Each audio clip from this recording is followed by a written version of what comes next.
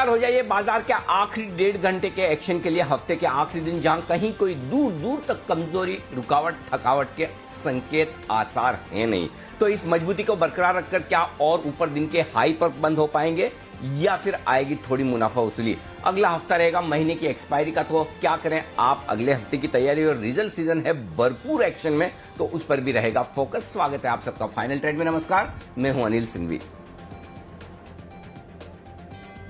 और नमस्कार, मैं हूं दीपांशु भंडारी। और अनिल जी, जिस तरह से हफ्ते की दमदार शुरुआत हुई थी, लग रहा है वैसे ही हफ्ते की दमदार क्लोजिंग की तरफ भी हम जा रहे हैं। थोड़ी देर पहले एसबीआई के नतीजे रहे अनुमान से काफी बेहतर, और उसकी वजह से बाजार में नई जान आती हुई दिख रही है। पीएसयू स्टॉक्स भी अभी और रिएक्ट कर रहे हैं, स्पेशली बैंक नेम। सर, कैसे देख रहे हैं बाजार के एक्शन को? एक्शन भरपूर है दीप, और कहीं कोई समस्या नहीं, कहीं कोई दिक्कत नहीं।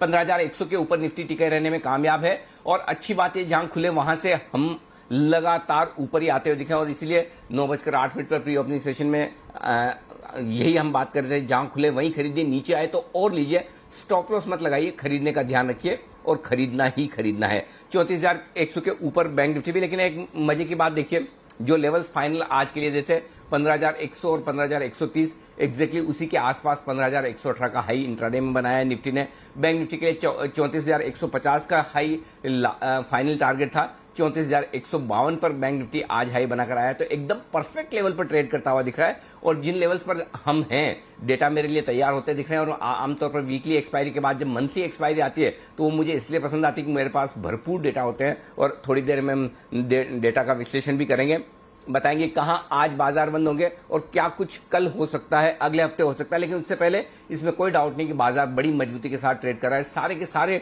सेक्टर अगर आपके हरे निशान में हो, तो उससे बाजार की चौतरफा खरीदारी और ताकत का अंदाजा लगता है। और इसीलिए परसों कल जब आप कमजोरी के साथ बंद हो रहे थे, तो हम यही कह रहे थे कि देखिए, एक गैप को पूरा करने के लिए बाजार जहां तक आने चाहिए थे, हल्के होने चाहिए, तो हो चुके हैं, और अब वो मजबूती के साथ आगे बढ़ रहे हैं। तो दीप, इसमें कोई डाउट नहीं, आज की क्लोजिंग जो आपको 15,000 के ऊपर मिलेगी, 15,050 के ऊपर भी मिलेगी, और हो सकता है 15,100 के ऊपर भी मिले, तो वो क्लोजिंग आपके लिए बड़ी काम की होगी और अगले हफ्ते के लिए जोश बढ़ाने वाली होगी। जी दीप। बिल्कुल सर, तो जोश भरपूर है बाजारों में, और स्ट्रेंथ देखिए बाजार की।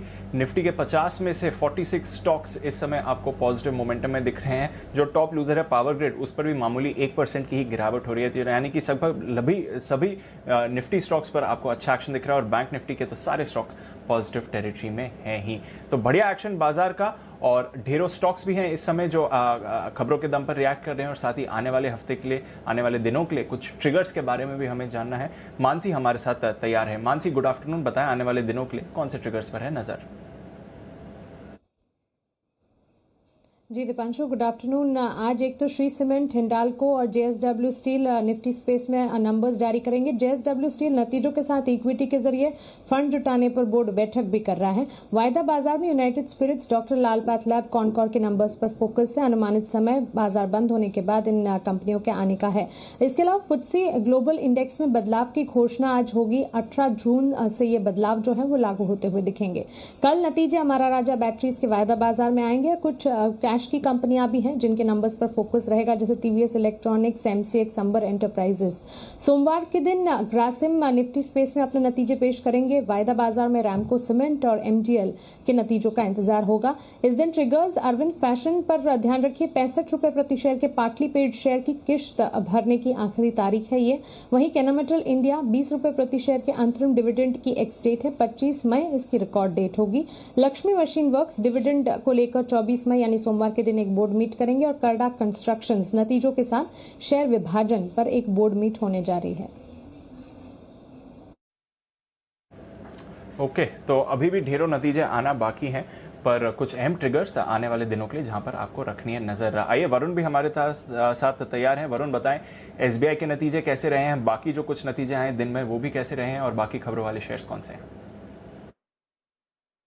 डेफिनेटली सबसे पहले आपने एसबीआई की बात की, तो एसबीआई के नतीजे नो डाउट हमारे अनुमान से थोड़े चूके हैं। मुनाफा 6,450 करोड़ पे आया है, 6,840 करोड़ के आसपास का अनुमान था।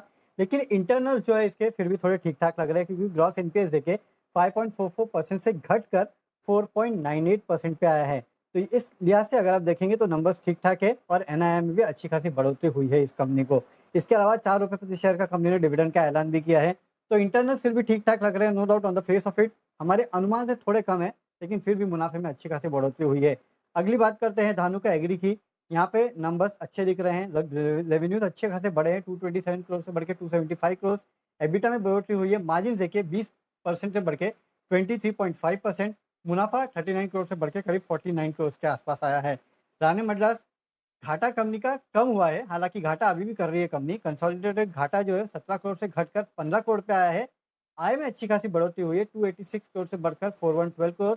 मार्जिन दुगने हो चुके हैं, 1% से बढ़कर 2.1 करोड़, लेकिन अभी भी कंपनी घाटा कर ही रही है। अब बीपीसीएल के लिए खबर है कि इस कंपनी का जो विनिवेश है वो जुलाई अंत तक हो सकता है। जुलाई अंत तक बोलियां मंगाई जा सकती है, कहीं ना कहीं ये खबर निकल के आई है। सरकार ने वर्चुअल डेटा रूम जो है वो कहीं ना कहीं बिडर्स को दिखाया है, तो इसकी जो प्रक्रिया है अब और तेजी पकड़ रही है। इसके अलावा शिपिंग कॉर्पोरेशन, कॉनकॉर, बीएमएल जो है इनके लिए भी विनिवेश के ऊपर खबर आई है कि जो विनिवेश की प्रक्रिया है यहाँ भी तेज हो चुकी है। कल कैबिनेट सचिव ने विनिवेश पर समीक्षा बैठक की और दीपम और संबंधित मंत्रालय जो है उनको दिक्कतें दूर करने को कहा है। तो कहीं ना कहीं जितने भी डिसइन्वेस्टमेंट है या डिसइन्वेस्टमेंट टारगेट्स है वो अब जल्द पूरे होते हुए आएंगे। उनकी जो प्रक्रिया है वो काफ़ी हद तक तेज हो चुकी है।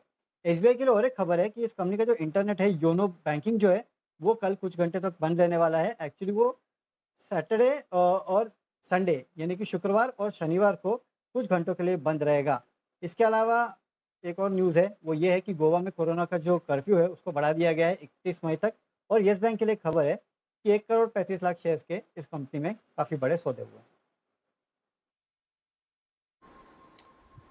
ओके, तो ये है तमाम खबरों वाले शेयर जहां पर आज बाजार खुलने के बाद कुछ न कुछ एक्शन जरूर हुआ है। एक्शन भरपूर होने की तैयारी में, क्योंकि हमारे एक्सपर्ट्स हैं तैयार बैक टू बैक आपके लिए बिगुल आने की तैयारी में। पहले हर रोज की तरह क्लोजिंग शो का पहला बिगुल वागले साहब के लिए, वागले का वंडर।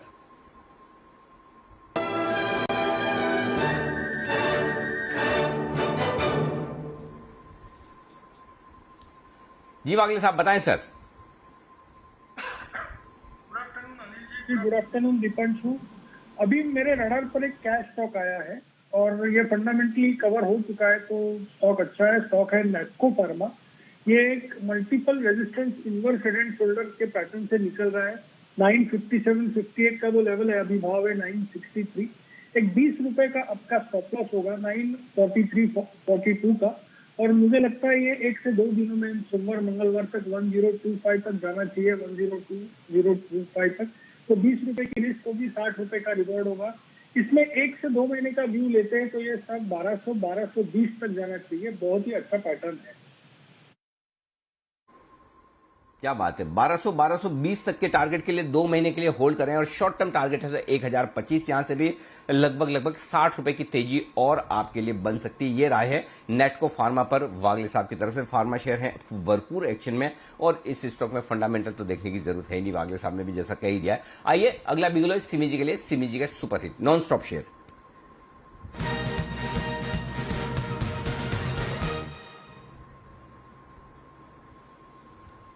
बताएं सिमी जी। अनिल जी वेरी गुड आफ्टरनून। मुझे लगता है कि ऑन मोबाइल में एक बार खरीदारी करने के चलने का सलाह होगा। 110 के आसपास ब्रेकआउट आया है स्टॉक में, मंथली ब्रेकआउट है और स्टॉक अभी चल रहा है। मुझे लगता है कि 124 का पहला टारगेट, 133 का दूसरा टारगेट के लिए ऑन मोबाइल को खरीदने का सलाह होगा। 133 एक्चुअली इसका फरवरी महीने का हाई है।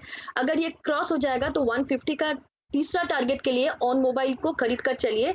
100 के नीचे एक स्ट्रिक्ट स्टॉप लॉस मेंटेन कीजिए। ऑन मोबाइल मेरे तरफ से पहला बीटीएसटी कॉल आज के लिए। ओके चलिए, तो और स्टॉप लॉस कहां लगाना है सिमी जी? 100 के नीचे। ओके, 100 रुपए पर स्टॉप लॉस लगाकर 124, 133, 150 के टारगेट के लिए ऑन मोबाइल ग्लोबल में करें आप खरीदारी। आइए बढ़ते हैं आगे और अब अगला बिगुल है आशु सर के लिए, स्विंग के सुल्तान आशु मदान।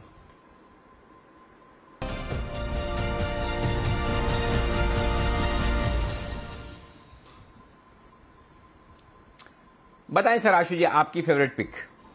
अनिल जी 2 है, एक तो स्टॉक पिक है और दूसरा निफ्टी का स्प्रेड है। पहले तो अनिल जी स्टॉक बता दूं, स्टॉक लेना अनिल जी देखिए बैंक निफ्टी में भी आप सब लोग आप मास्टर हैं और जिस तरह से अब ब्रेकआउट की बातें हो रही हैं और ऊपर का मूव दिख रहा है 34,000 भी क्रॉस कर रहा है, तो अनिल जी बैंक में जो आइडेंटिफाई कर रहा है जो स्ट्रेंथ सबसे ज्यादा दिख रही है ना कि हम एक्सिस की बात कर रहे हैं बिकॉज ऑफ सूती सेल, बट जो बैंक मुझे लगता है कि सबसे ज्यादा जो आउटस्टैंडिंग परफॉर्म कर सकता है वो है आईसीआईसी बैंक।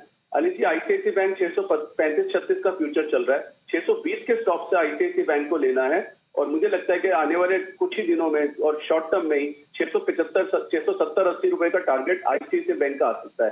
तो अनिल जी मुझे बेस्ट बैंक जो इनमें से लग रहा है अगर बैंक निफ्टी में ऊपर चलना है तो वो कोई और बैंक नहीं लग रहा, वो बेस्ट आईसीआईसी बैंक लग रहा है।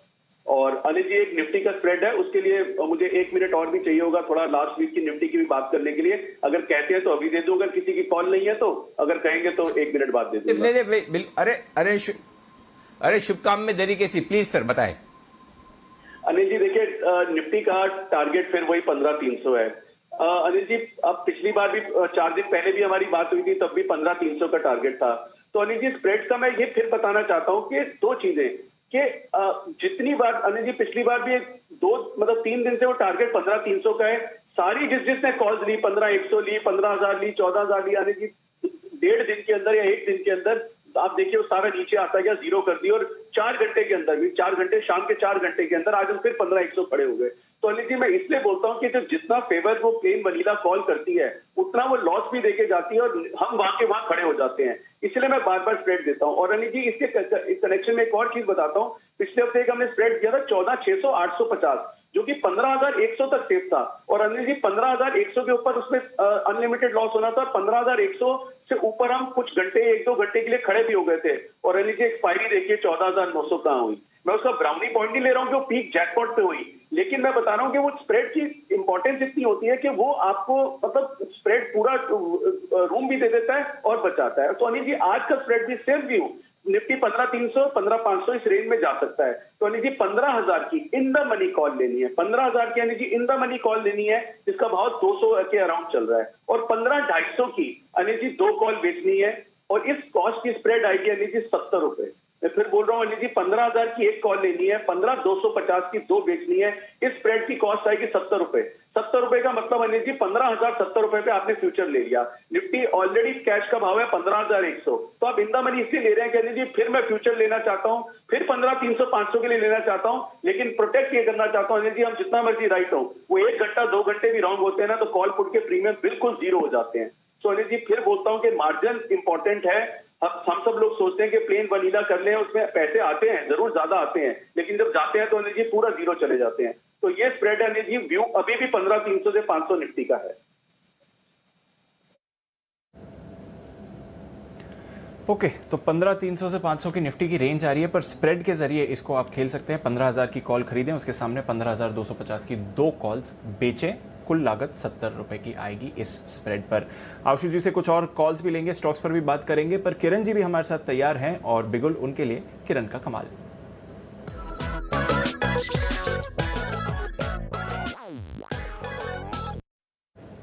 गुड आफ्टरनून किरण जी, बताएं सर।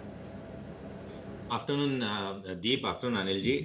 मैं बिल्कुल आशु जी के बात पे सहमत हूँ। आईसीआईसीआई बैंक बाय करके चलना चाहिए। आईसीआईसीआई बैंक ने एक बहुत अच्छा नेकलाइन तोड़ दिया है। मेरा मानना है कि आज के लिए 647 का टारगेट रहेगा और आज अगर 645 के ऊपर की क्लोजिंग मिलती है तो इस एक्सपायरी के लिए, मंथली एक्सपायरी के लिए मुझे लगता है कि 680 के आसपास के टारगेट्स आपको देखने को मिल जाने चाहिए। आपको इस लॉन्ग ट्रेड के लिए आपका स्टॉप लॉस रहेगा 633 का। ओके, तो 633 के स्टॉप लॉस के साथ खरीदना है आईसीआईसीआई बैंक को। तो आशु जी को भी पसंद आ रहा है आईसीआईसीआई बैंक, किरण जी को भी पसंद आ रहा है आईसीआईसीआई बैंक। बैंक निफ्टी है 800 पॉइंट्स ऊपर इस समय डेज हाई पर, और साथ ही आईसीआईसीआई बैंक भी इस समय आपको डेज हाई पर आते हुए दिख रहा है। तो आईसीआईसीआई बैंक से फ्रेश खरीदारी आ रही है बैंक निफ्टी पर इस समय। HDFC bank, IndusInd bank, SBI, यहां पर भी मोमेंटम बनते हुए दिख रहा है। कोटक बैंक में भी खरीदारी आ रही है, पर उतना मोमेंटम इस काउंटर पर अभी आपको नहीं आते हुए दिख रहा है। तो इंडसइंड, एचडीएफसी बैंक, आईसीआईसीआई और एसबीआई ये फिलहाल लीड करने का काम कर रहे हैं जहां तक सवाल है बैंक निफ्टी का। आइए, कुछ फाइनेंशियल स्टॉक्स भी हैं जो आपको बढ़िया एक्शन में बनते हुए दिख रहे हैं। सुबह से हम बात कर रहे हैं हाई बीटा फाइनेंशियल्स पर जो तेजी बनी हुई है, एक बार वहां पर भी चर्चा कर लेते हैं। पीरामल एंटरप्राइजेज, हिमांशु जी सुबह इस पर खरीदारी की भी राय देकर गए थे। वागे साहब, अच्छा मोमेंटम है इस पर, बना रहेगा मोमेंटम, यहाँ से भी आप और एक्शन देख सकते हैं, कोई ट्रेड दिखता है सर इसमें?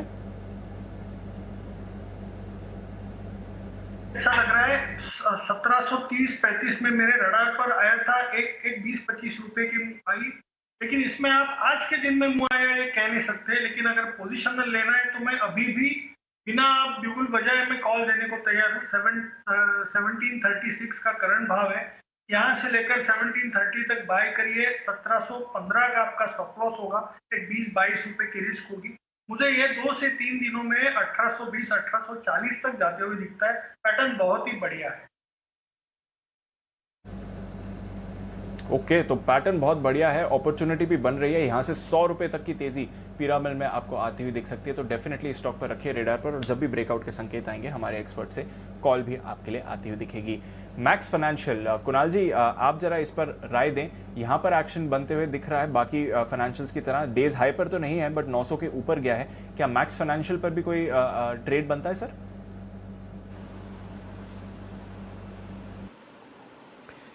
देखिए, एक रेंज में कंसोलिडेट ये कर रहा है दीपांशु, निचले स्तरों से एक पुल बैक आता हुआ दिख रहा है। कई सारे फाइनेंशियल स्टॉक्स वापस से कुछ तेजी दिखा रहे हैं, लेकिन यहाँ पर और कंफर्मेशन की ज़रूरत है इससे पहले कि इसमें खरीदारी की राय दें। मुझे एक 925 के स्तर पर रेजिस्टेंस नज़र आ रही है, तो वो लेवल पार हो जाए तो फिर मैक्स फाइनेंशियल में खरीदारी की राय देंगे।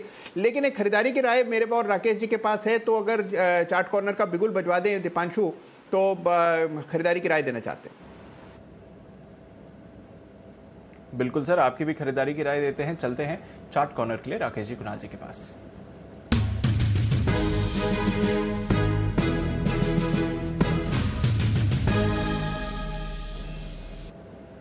जी सर, बताएं। दीपांशु, खरीदारी की राय है स्टेट बैंक ऑफ इंडिया पर। एकदम क्लियर ब्रेकआउट देखने को मिल रहा है और एकदम शेकआउट हुआ है। अगर आप देखें नतीजों के बाद पहले नीचे के सारे स्टॉप लॉसेस ट्रिगर हुए शॉर्ट टर्म ट्रेडर्स के, अब ऊपर एक नीट क्लीन क्लियर ब्रेकआउट देखने को मिल रहा है 3 दिन की रेंज के ऊपर। तो एसबीआई है chart corner pick. Over to Kunal जी।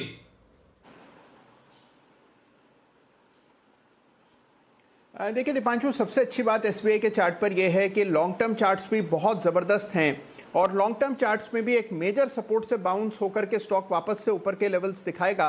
तो अगर आप स्ट्रक्चर देखें तो सारे बैंकिंग स्टॉक्स में सबसे सेफ बाय मौजूदा स्तरों पर स्टेट बैंक है। फ्रेश ब्रेकआउट चार्ट पर आता हुआ दिख रहा है और आज यहां पर शॉर्ट स्ट्रैप हुए हैं, तो बाय करके चलने की हमारी राय है। यहां पर 390 रुपए पर 390 पर एक स्टॉप लॉस रख लें। पहला टारगेट हमारा 410 रुपए का, दूसरा टारगेट 417 रुपए का 417, तो 417 के इवेंचुअल टारगेट के लिए स्टेट बैंक में खरीदारी करें।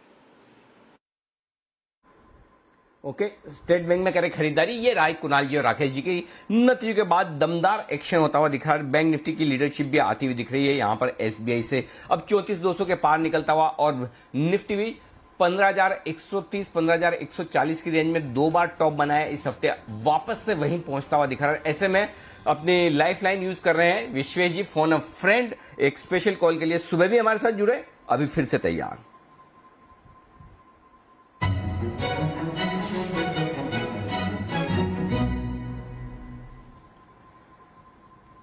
विश्वेश जी, पहले तो सुबह के बैंक निफ्टी के कॉल के लिए बधाई स्वीकार करें। 34,000 का कॉल ऑप्शन जो आपने दिया था 420 रुपए की रेंज में, 650 और 750 के टारगेट थे, दोनों आ गए जी सर। 700 रुपए का टारगेट हो गया, अभी 700 के आसपास चल रहा है। आपका टारगेट हासिल होता तब भी आपके मतलब एकदम वो निर्विकार भाव से, मतलब हो गया होगा, स्टॉप लॉस भी ट्रिगर हो गया होगा, मतलब कोई लाइफ में एक्साइटमेंट या मतलब ऐसा खुशी गम ऐसा कुछ भी नहीं, कभी खुशी कभी गम टाइप्स? सर जी, मैं 2 चीज ऐड करना चाहूंगा। सबसे पहले तो आपका बहुत बहुत शुक्रिया सर कि हमारे इतने स्टॉप लॉस होते हैं फिर भी आप हमको अलाउ करते हो ट्रेड देने के लिए, क्योंकि बहुत सारे लोग ट्रोल करते हैं। लेकिन अभी फिलहाल अनिल जी जो सेटअप बना है निफ्टी में, ये ड्रीम डेटा है।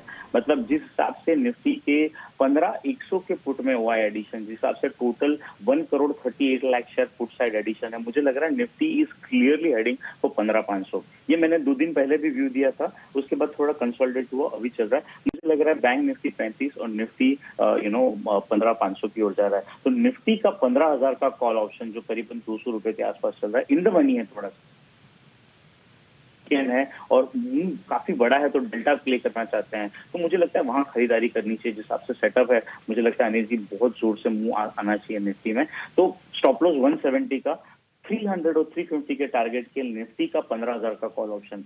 और अनिल जी एक चीज मैं फिर से कहना चाहता हूँ कि कई बार हमारे जो दर्शक है वो हमें एक ट्रेड 2 ट्रेड के ऊपर जज करते हैं, लेकिन हमारे सारे पैनलिस्ट मैं सबके ट्रेड ऑब्जर्व करता हूँ अनिल जी, सब आगे पीछे मूव होते हैं। तो दिक्कत यह है कि जो हमारे व्यूअर्स है वो जब क्वांटिटी अपनी कैपेसिटी से बाहर करते हैं इसीलिए उनको दिक्कत होती है। तो मेरी हम्बल होगी कि समटाइम्स वी आर एग्रेसिव, मेरी आवाज में अग्रेशन होगा, sometimes I am trying to not to be aggressive, लेकिन नेट आप रिस्क अपना आपको संभालना है एज अ ट्रेडर। तो it's a fantastic data. Morning में जब मैंने निफ्टी का, बैंक निफ्टी का ट्रेड शेयर किया तो सिमिलर चीजें था। मेरा खुद का आज M2M बहुत अच्छा है। तो मुझे लगता है जी SBI will lead from the front और autos will lead from the front, pharma भी आएगा। It's a fantastic setup to be long with, it's a dream data.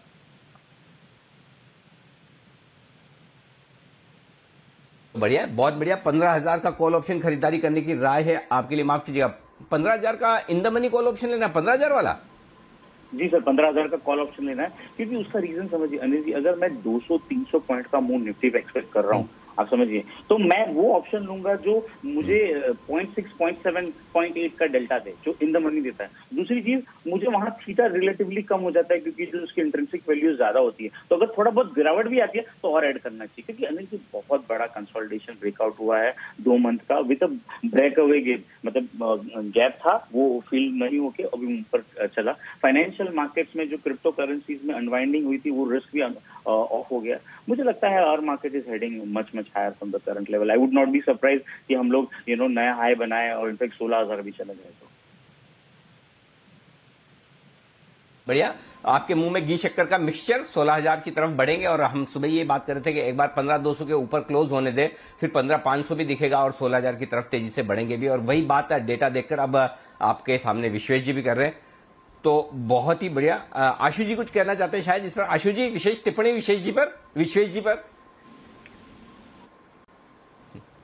नहीं अनिल जी, मैं तो मतलब लास्ट वीक भी मुझे याद है जो विश्वेश ने बोला, मेरा तो लास्ट वीक भी 15,300 500 का था। लेकिन अनिल जी जो विश्वेश एक वो मतलब आई थिंक एक्सप्लेन कर रहा था, चाहे वो क्रिप्टो का रीजन हो कुछ भी हो, वो प्लेन वनीला कॉल में क्या होता है अनिल जी, जब जरा सा भी थोड़ी हिकअप आती है ना तो टूट जाता है। मेरा भी वही है जो विश्वेश का है। ट्रेड करने का सिर्फ तरीका अलग अलग है कि ऑप्शन में ऊपर के जरूर बेच के बैठना चाहिए, क्योंकि जो थीटा दिखे आपके फेवर में ऊपर वाले out of the money calls का होगा वो आपके फेवर में करेगा, और नीचे जो ऑप्शन आप इन द मनी ले रहे हैं, मैंने भी 15,000 की ली क्योंकि वो आपको पूरा थीटा भी आपके फेवर में है, बाकी भी आपके डेल्टा मूवमेंट भी आपके फेवर में है, तो तरीका डिफरेंट है। बाकी अनिल जी व्यू इंटैक्ट है।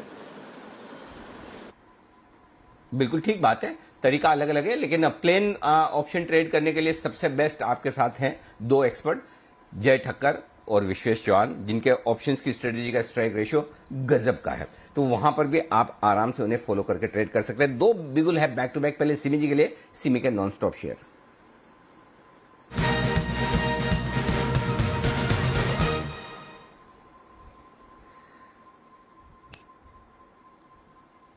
बताएं सिमी जी। अनिल जी, खरीदारी करने का सलाह है श्रीराम ट्रांसपोर्ट फाइनेंस पर। श्रीराम ट्रांसपोर्ट फाइनेंस अभी 1465 है, यहीं पे ब्रेकआउट हो रहा है। शानदार चार्ट है अनिल जी। ये स्टॉक, इसका मिनिमम टारगेट 1480 होगा और मैक्सिमम टारगेट 1510 होगा। 1510, 1534 भी ये स्टॉक जा सकता है और नेक्स्ट वीक में ही जा सकता है। 15 फरवरी को हाई बना था 1534 और उसके बाद से ये कंसोलिडेशन मोड में था, नीचे बॉटम बनाया, वापस से रिकवरी मोड में है। और आज जहां पे ब्रेकआउट हुआ है 1465 के ऊपर ही ब्रेकआउट हुआ है। मैं 10 रुपया नीचे देख रही थी, स्टॉक अभी 10 रुपया चल गया है, पर फिर भी मुझे लगता है कि 1480 का पहला टारगेट और 1510, 1532 ये तीनों टारगेट्स के लिए श्रीराम ट्रांसपोर्ट फाइनेंस को करंट लेवल पर खरीद के कैरी करना चाहिए नेक्स्ट वीक के लिए। 1440 का एक क्लोजिंग बेसिस पर स्टॉप लॉस मेंटेन करेंगे। 1440 के स्टॉप लॉस से खरीदारी करें श्रीराम ट्रांसपोर्ट में। आइए अब वक्त है अगले बिगुल का, और ये बिगुल है आपके लिए, किरण जी के लिए। किरण जी तैयार है अपने एक विशेष पिक के साथ, तो किरण जी के लिए बिगुल।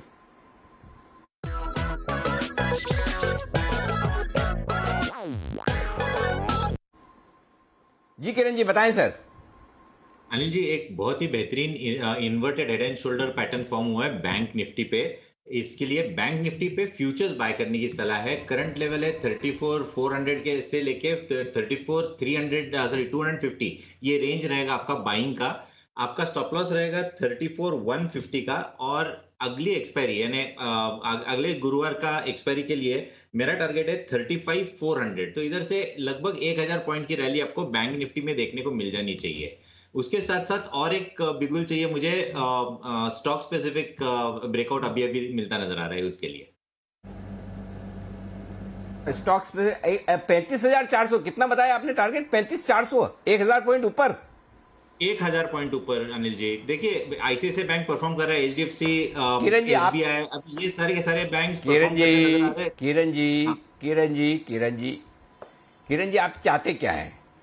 आप क्या चाहते हैं कि हम ये विश्वेश जी को, जय ठक्कर को, आशु मदान जी को, इनको सबको भूल जाएं, खाली आपको याद रखें? ऐसे हजार पॉइंट ऊपर के बैंक निफ्टी के टारगेट, मतलब इरादा क्या है आपका, ये बताइए।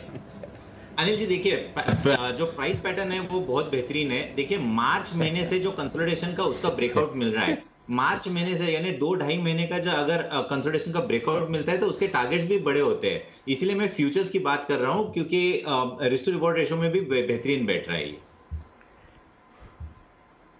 चलो बहुत बढ़िया। मैंने भले आपको घुमा फिरा कर कुछ भी सवाल पूछा हो, लेकिन आप अपने रास्ते पर डटे रहे, इधर उधर दाएं बाएं नहीं हुए।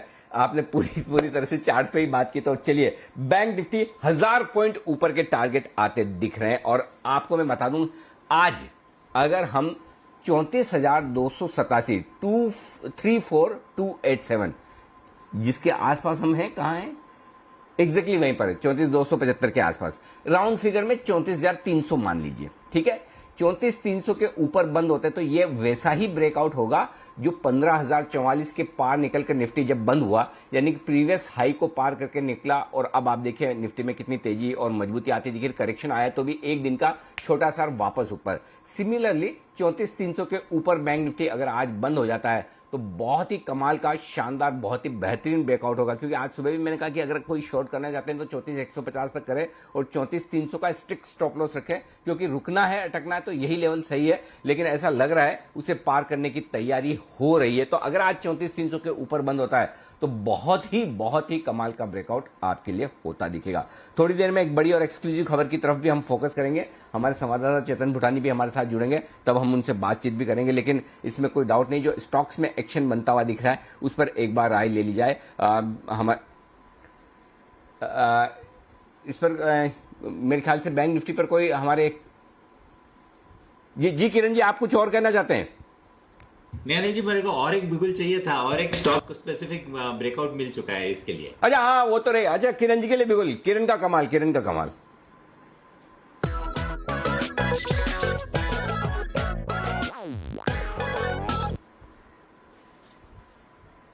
इतनी अफलातून तेजी के मार्केट में किरण जी शिष्टाचार में ना पड़े। आप तो एक ही बिगुल में 2-2, 3-3 काम कर जाएं। बिल्कुल। फिलहाल तो चलिए, आपने मुझे वापस पकड़ लिया, अच्छी बात है। बताएं सर, अब कौन सा स्टॉक है?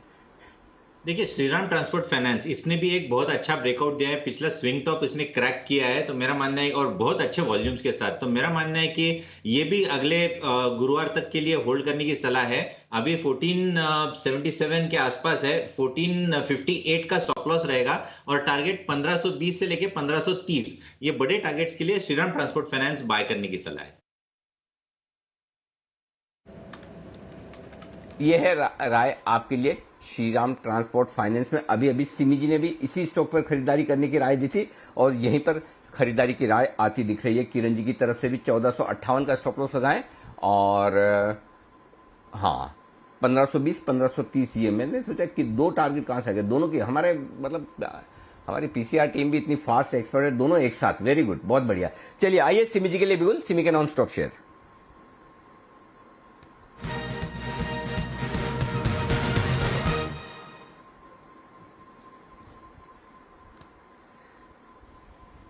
बताएं सिमी जी।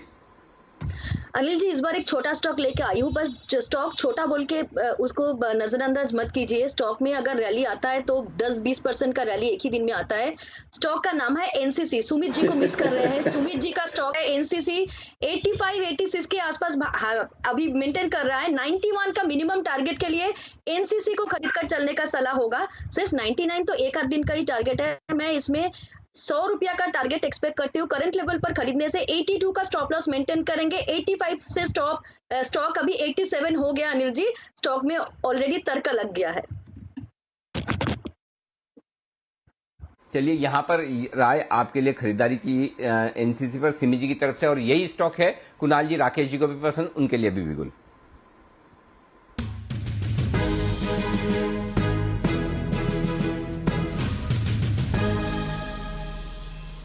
बताएं सर। अनिल जी, हमारा भी स्टॉक एनसीसी है, जहां पर एक नीट क्लीन क्लियर ब्रेकआउट देखने को मिल रहा है, और जो सिमी जी के 91 वाले टारगेट हैं वो भी छोटे पड़ेंगे। ओवर टू कुणाल जी। अनिल जी देखिए, पैटर्न बना है राउंडिंग बॉटम पैटर्न, जो कि राकेश जी को बहुत पसंद है। ब्रेकआउट आता हुआ दिख रहा है और मौजूदा स्तरों पर बाय करके चले। सिमी जी का भी साथ है। तो ये जो स्टॉक है 95 और फिर 100, 2 लक्ष्यों के लिए बाय करना है। 95 पहला, 100 दूसरा। स्टॉप लॉस रखें 85 रुपए 50 पैसे पर। खरीदने की राय है एनसीसी पर। ओके, तो ये है आपके लिए राय एनसीसी लिमिटेड पर आती है। आइए बढ़ते हैं आगे। चेतन भुटानी हमारे संवाददाता हमारे साथ कार्यक्रम में हो रहे हैं शामिल, और उनके पास एक बड़ी और एक्सक्लूसिव खबर। आइए जानते हैं उनसे क्या है खबर। चेतन, बताइए क्या है बड़ी खबर।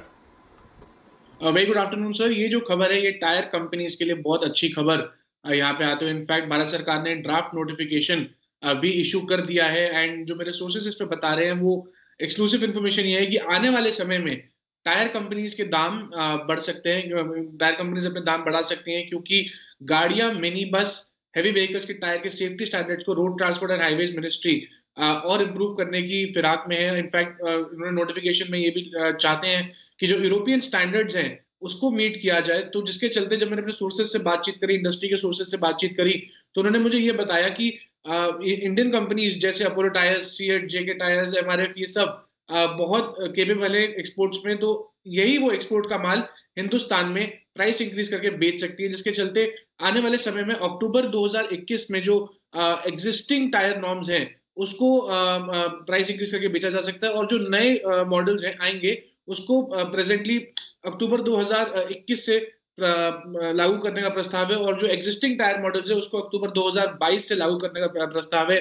जिसका मतलब ये है कि टायर कंपनीज को rolling resistance, tyre grip on wet surfaces की ज्यादा अच्छी फ्यूल एफिशिएंसी भी मिले कंज्यूमर्स को। उसके चलते काफी अच्छे मटेरियल्स को यूज करने की अपॉर्चुनिटी मिलेगी, जिसके चलते हो सकता है कि आगे जाकर टायर कंपनीज भी अपने दाम बढ़ाने की फ्लेक्सिबिलिटी कर सके, जो कि काफी अच्छी खबर टायर कंपनीज के लिए रहेगी। लेकिन कंज्यूमर पॉइंट ऑफ व्यू से भी एक खबर बहुत अच्छी है, क्योंकि अगर आने वाले समय में जो लोकल टायर्स है, चीप टायर्स है, उसको हटाकर एक स्पेसिफाइड यूरोपियन स्टैंडर्ड्स के हिसाब से टायर्स आएंगे, तो ये बहुत अच्छी खबर रहेगी, क्योंकि यूरोप स्टैंडर्ड्स काफी ग्लोबली अच्छे माने जाते हैं ऑटो स्टैंडर्ड्स के हिसाब से।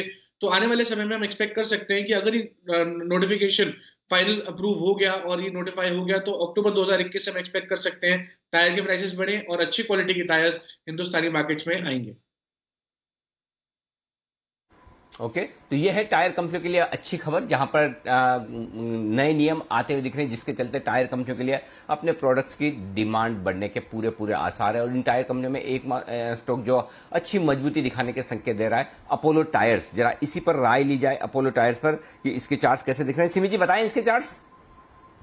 जी, काफी शानदार चार्ट है अनिल जी। मुझे लगता है कि इसको भी खरीद कर चलने का सलाह देना है, क्योंकि ये स्टॉक अगर शॉर्ट टर्म का नजरिया से भी देखेंगे तो भी मुझे लगता है कि इसमें मोमेंटम है। करंट लेवल से खरीदारी करके ही चलने का सलाह होगा। अपोलो टायर्स मुझे लगता है कि एक बड़ा तेजी इसमें आने वाला है।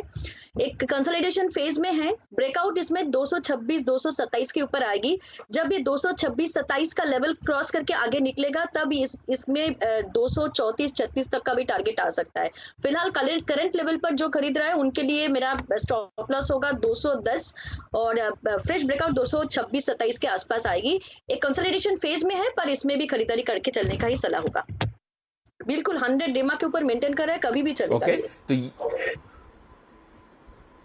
100 डीमा के ऊपर मेंटेन कर, कभी भी चलेगा, कभी भी मतलब कभी 3.5 के पहले ना सिमी जी। मंडे को ही चलेगा, आज अगर नहीं चलेगा तो मंडे को चल जाएगा, कोई प्रॉब्लम नहीं है, क्योंकि अभी भी ये रेंज में ही है। आज का न्यूज के बाद इसको 26 के ऊपर जाना पड़ेगा, उसके बाद फ्रेश ब्रेकआउट आएगी।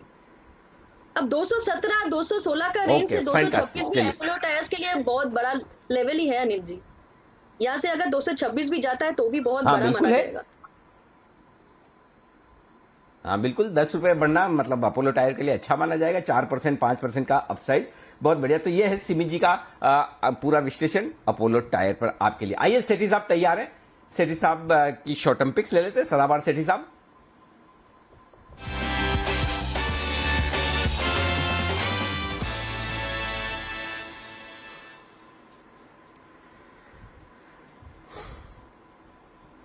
स्वागत है सेठी साहब आपका, बताएं सर क्या है आज इरादा आपका। Good afternoon Anil ji, good afternoon Deepanshu. 2 stock दोनों में खरीदारी करनी है, दोनों कैश मार्केट के स्टॉक है। देखो खरीदारी का तो आप बोला ही मत करो, क्योंकि आज तक आपने कभी बेचा तो है नहीं जब से ये सेगमेंट शुरू किया है।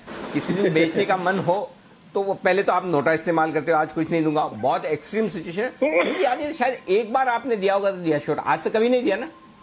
शॉर्ट तो नहीं दिया अनिल जी, नोटा जरूर यूज किया है। हाँ नोटा 2 बार इस्तेमाल किया, शॉर्ट आज तक नहीं किया। देखिए और टारगेट सारे हासिल होते ही आपके स्टॉक्स के, आगे पीछे नहीं, आगे जल्दी हो जाते हैं। तो बताएं सेठी साहब आज का पहला स्टॉक। हाँ बिल्कुल अनिल जी, पहला स्टॉक डिस्कस करने के पहले 2 दिन पहले बुधवार को मैंने एक न्यूजन सॉफ्टवेयर को रिकमेंड करा था 345-44 के लेवल पे। 360 का टारगेट था, वो आज मीटअप हो गया। अभी 360 के लेवल पे वो स्टॉक अभी ट्रेड कर रहा है न्यूजन सॉफ्टवेयर, और इसके नतीजे आने वाले हैं मंगलवार को, तो यहाँ से भी और अच्छी तेजी लगती है इसमें होगी। अनिल जी, जो मेरा आज का पहला स्टॉक है ऑयल एंड गैस सेक्टर से है। कल मैंने बीपीसीएल को रिकमेंड करा था फ्यूचर्स में, और आज स्टॉक में अच्छी बढ़त हुई है। वैसे ही चेन्नई पेट्रोलियम में खरीदारी करने की सलाह, जो कि अभी 127 के लेवल पे ट्रेड कर रहा है। देखिए कि रिफाइनिंग स्टॉक है, रिफाइनिंग जो भी कंपनीज है उनके इस तिमाही में हमने नतीजे देखे, बेहद ही दमदार है। इस कंपनी के भी जो मार्च क्वार्टर के नतीजे थे बहुत ही अच्छे थे। 231 करोड़ का प्रॉफिट रिपोर्ट किया अगेंस्ट 1637 करोड़ के लॉस के सामने पिछले साल, और रिटर्न ऑन कैपिटल एम्प्लॉयड है अभी 33% का। बट इसको आज पिक करने के पीछे जो ट्रिगर है वो यही है अनिल जी की, देखिए चारों तरफ बातें हो रही है कि ईरान पे सैंक्शन हटा के ईरान से क्रूड सप्लाईज वापस से बहाल हो सकती है, और अगर वैसा कुछ होता है तो उसका सबसे बड़ा बेनिफिशियरी भारत में चेन्नई पेट्रोलियम होगा। इसमें ईरान की जो नेशनल इरानियन ऑयल कंपनी है उसकी एक सब्सिडरी है नेफ्टिरान, उसका 15.4% का स्टेक है चेन्नई पेट्रोलियम में, और बाकी 51.89% स्टेक है आईओसी का। और वो जो ईरान की जो कंपनी है उसने इसके जो साउथ इंडिया में एक नागापट्टिनम में रिफाइनरी है उसके एक्सपेंशन में भी कुछ निवेश किया है। तो ऑल इन ऑल इस खबर का सबसे बड़ा बेनिफिशियरी चेन्नई पेट्रो हो सकता है। तो मुझे लगता है इस स्टॉक को इस खबर के लिए बिल्कुल प्ले करना चाहिए। वैसे भी फंडामेंटल्स अच्छे हैं, वैल्यूएशंस अच्छे हैं। मेरा बहुत ही शॉर्ट टर्म में इसमें 140 का टारगेट है, 120 का स्टॉप लॉस। ओके 120 का स्टॉप लॉस, 140 के टारगेट, ये है आपके लिए खरीदारी करने की राय चेन्नई पेट्रो में आपके लिए आती हुई सेठी साहब की तरफ से। सेठी साहब दूसरा स्टॉक आज का। दूसरा स्टॉक अनिल जी एक ऑटो कंपोनेंट कंपनी है। स्टॉक कंपनी का नाम है संधार टेक्नोलॉजी, जो कि अभी 236-37 के लेवल पे ट्रेड करता है। ये एक लीडिंग ऑटो कंपोनेंट कंपनी है जो कि मेनली सेफ्टी और सिक्योरिटी सिस्टम्स के सेगमेंट में कैटर करती है। दुनिया की सबसे बड़ी 2 व्हीलर लॉक्स बनाने वाली कंपनी है, और जहां तक पैसेंजर कार्स में एक सीट बेल्ट पुल करके कोई कंपोनेंट होता है उसमें इसकी दुनिया में 28% हिस्सेदारी है। बाकी कंपनी का दोनों सेगमेंट में काम है, मतलब 2 व्हीलर से 58% रेवेन्यूज आता है, पैसेंजर व्हीकल सेगमेंट से 33% रेवेन्यूज, और बाकी कंस्ट्रक्शन इक्विपमेंट से आता है। कंपनी के 40 मैन्युफैक्चरिंग फैसिलिटीज अक्रॉस इंडिया, और कई कंपनीज कोरिया, जापान और चाइना की कंपनीज के साथ इनका टेक्निकल कोलैबोरेशन है। बाकी दिसंबर क्वार्टर में अच्छे नतीजे थे, 32 करोड़ का प्रॉफिट अगेंस्ट 16 करोड़ पिछले साल YOY, और अच्छे रिटर्न रेशियोज है। अच्छी दर से कंपनी ग्रो कर रही है, और आने भी वाले ईयर्स में भी मुझे लगता है 20-22% की दर से ग्रो करेगी। और कंपनी में प्रोमोटर्स की 70% हिस्सेदारी है, कुछ भी प्लेस नहीं है। बाकी DIAs में नामी गिरामी नाम है, ICICI mutual fund, Nippon, Kotak, DSP, AB Sun Life, सभी की इसमें स्टेक है। और इस कंपनी का अगर आपको अनिल जी याद हो, IPO आया था 332 के प्राइस पे, और IPO को अच्छा खासा रेस्पॉन्स मिला था, करीबन 6 टाइम ओवर सब्सक्राइब हुआ, और अभी भी ये स्टॉक आईपीओ प्राइस से काफी नीचे 235-36 के लेवल पे ट्रेड करता है। मुझे लगता है ये स्टॉक को खरीदना चाहिए। इसके रिजल्ट भी अभी आने वाले हैं आजकल में ही, तो मुझे लगता है अच्छे नतीजे आएंगे। जिस तरह से हम बाकी ऑटो कंपोनेंट स्टॉक्स में भी तेजी देख रहे हैं, मदरसन सुमी हो या बॉश हो, मुझे लगता है ये स्टॉक अच्छा कर सकता है। यहाँ से इसमें खरीदारी करने की सलाह। मेरा टारगेट है शॉर्ट टर्म में 255 का, स्टॉप लॉस 225। तो नतीजे आने वाले हैं या आ चुके हैं सेठी साहब? नहीं जी, आने वाले हैं नतीजे, आजकल में ही है। एक्चुअली मैं थोड़ी जल्दी में चेक करना भूल गया, बट आजकल में ही नतीजे आने वाले हैं, शायद कोई आज बात होंगे या मंडे को। नहीं ठीक है, कोई बात नहीं। अब बहुत ज्यादा जल्दी में नहीं हो तो 2 मिनट रुकोगे आप? हाँ अनिल जी, बिल्कुल 2 मिनट क्या 15 मिनट रुक जाऊंगा, आप बोलोगे तो। हाँ तो रुको। हाँ रुको, आपकी जरूरत है। 1 मिनट आपसे कुछ और बात करनी है। इससे पहले एक बार जल्दी से सिमी जी के लिए बिगुल, सिमी के नॉन स्टॉप शेयर, और उसके बाद मेरे कल के 2000 आ रहे हैं, उसी के लिए मैंने सेठी साहब को रोक के रखा है। तो पहले सिमी जी के लिए बिगुल, सिमी के नॉन स्टॉप शेयर।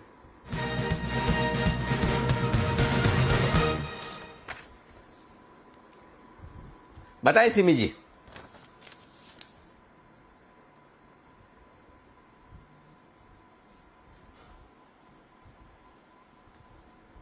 सिमी जी आप म्यूट हैं, अनम्यूट कीजिए। अनिल जी, खरीदने का सलाह देना है जमुना ऑटो पर। जमुना ऑटो 75 के आसपास ब्रेकआउट आया है, अभी 78 का भाव हो गया है। 81 का पहला टारगेट है, उसके बाद 84, उसके बाद 89। ये तीनों टारगेट्स के लिए जमुना ऑटो को खरीदकर चलने का सलाह होगा। स्टॉप लॉस 75 के ही नीचे मेंटेन करेंगे, क्योंकि उसी के आसपास ब्रेकआउट था और अभी ये 3 रुपया ऊपर चल गया। तो जमुना ऑटो को खरीद कर चलिए। स्टॉक में ब्रेकआउट है, सचमुच सुमित जी को मिस कर रहे हैं। ये सब छोटा छोटा स्टॉक सुमित जी हमेशा आगे आगे देखते हैं और रेकमेंड भी करते हैं। हाँ, जमुना ऑटो आते ही सुमित जी की याद आ गई। By the way, Sumit ji की याद मुझे नहीं, आपको भी आ रही है और सबको आती है। तो मैं बता दूं, सुमित जी की तबीयत काफी कुछ ठीक हो चुकी है और पूरी संभावना है सोमवार को आप सुमित जी के दर्शन करेंगे। शो में आने की तैयारी भी होती हुई दिखेगी। तो ये है जमुना ऑटो, ये आपके लिए खरीदारी करने की राय। हाँ, अब आप 2000 का बिगुल बजा सकते हैं जी।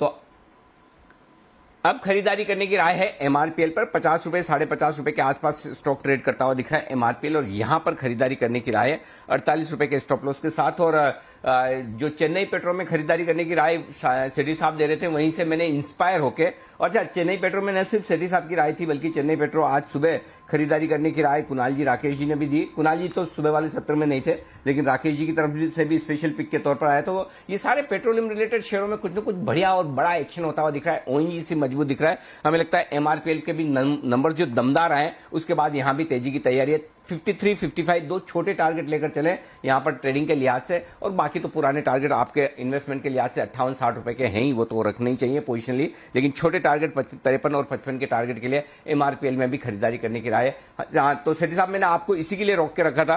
क्या चेन्नई पेट्रो के साथ साथ एमआरपीएल ये भी एक अच्छा पिक हो सकता है?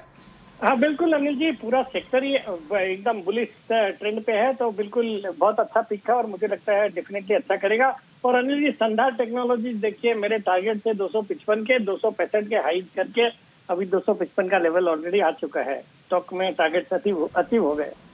क्या बात है, चलो बहुत बहुत बधाई है। मतलब इसीलिए मैंने रोका आपको। देखे रोकने का फायदा हुआ कि नहीं हुआ? देखिए घंटों का काम मिनटों में हो गया आपके लिए। चलिए, तो बहुत बहुत बधाई सेठी साहब आपके लिए। अच्छा, बधाई तो आपके लिए है ही है, आपके तो टारगेट हासिल हो ही रहे। अब बड़ा इंटरेस्टिंग मामला हो रहा है। देखिए, एक बिगुल बजाइए पहले किरण जी के लिए। रुको मैं पहले चेक करूं, पहले किरण जी के लिए। हाँ, किरण जी के लिए भी और कुणाल जी, राकेश जी के लिए भी, दोनों के लिए बिगुल बजाइए एक साथ बैक टू बैक।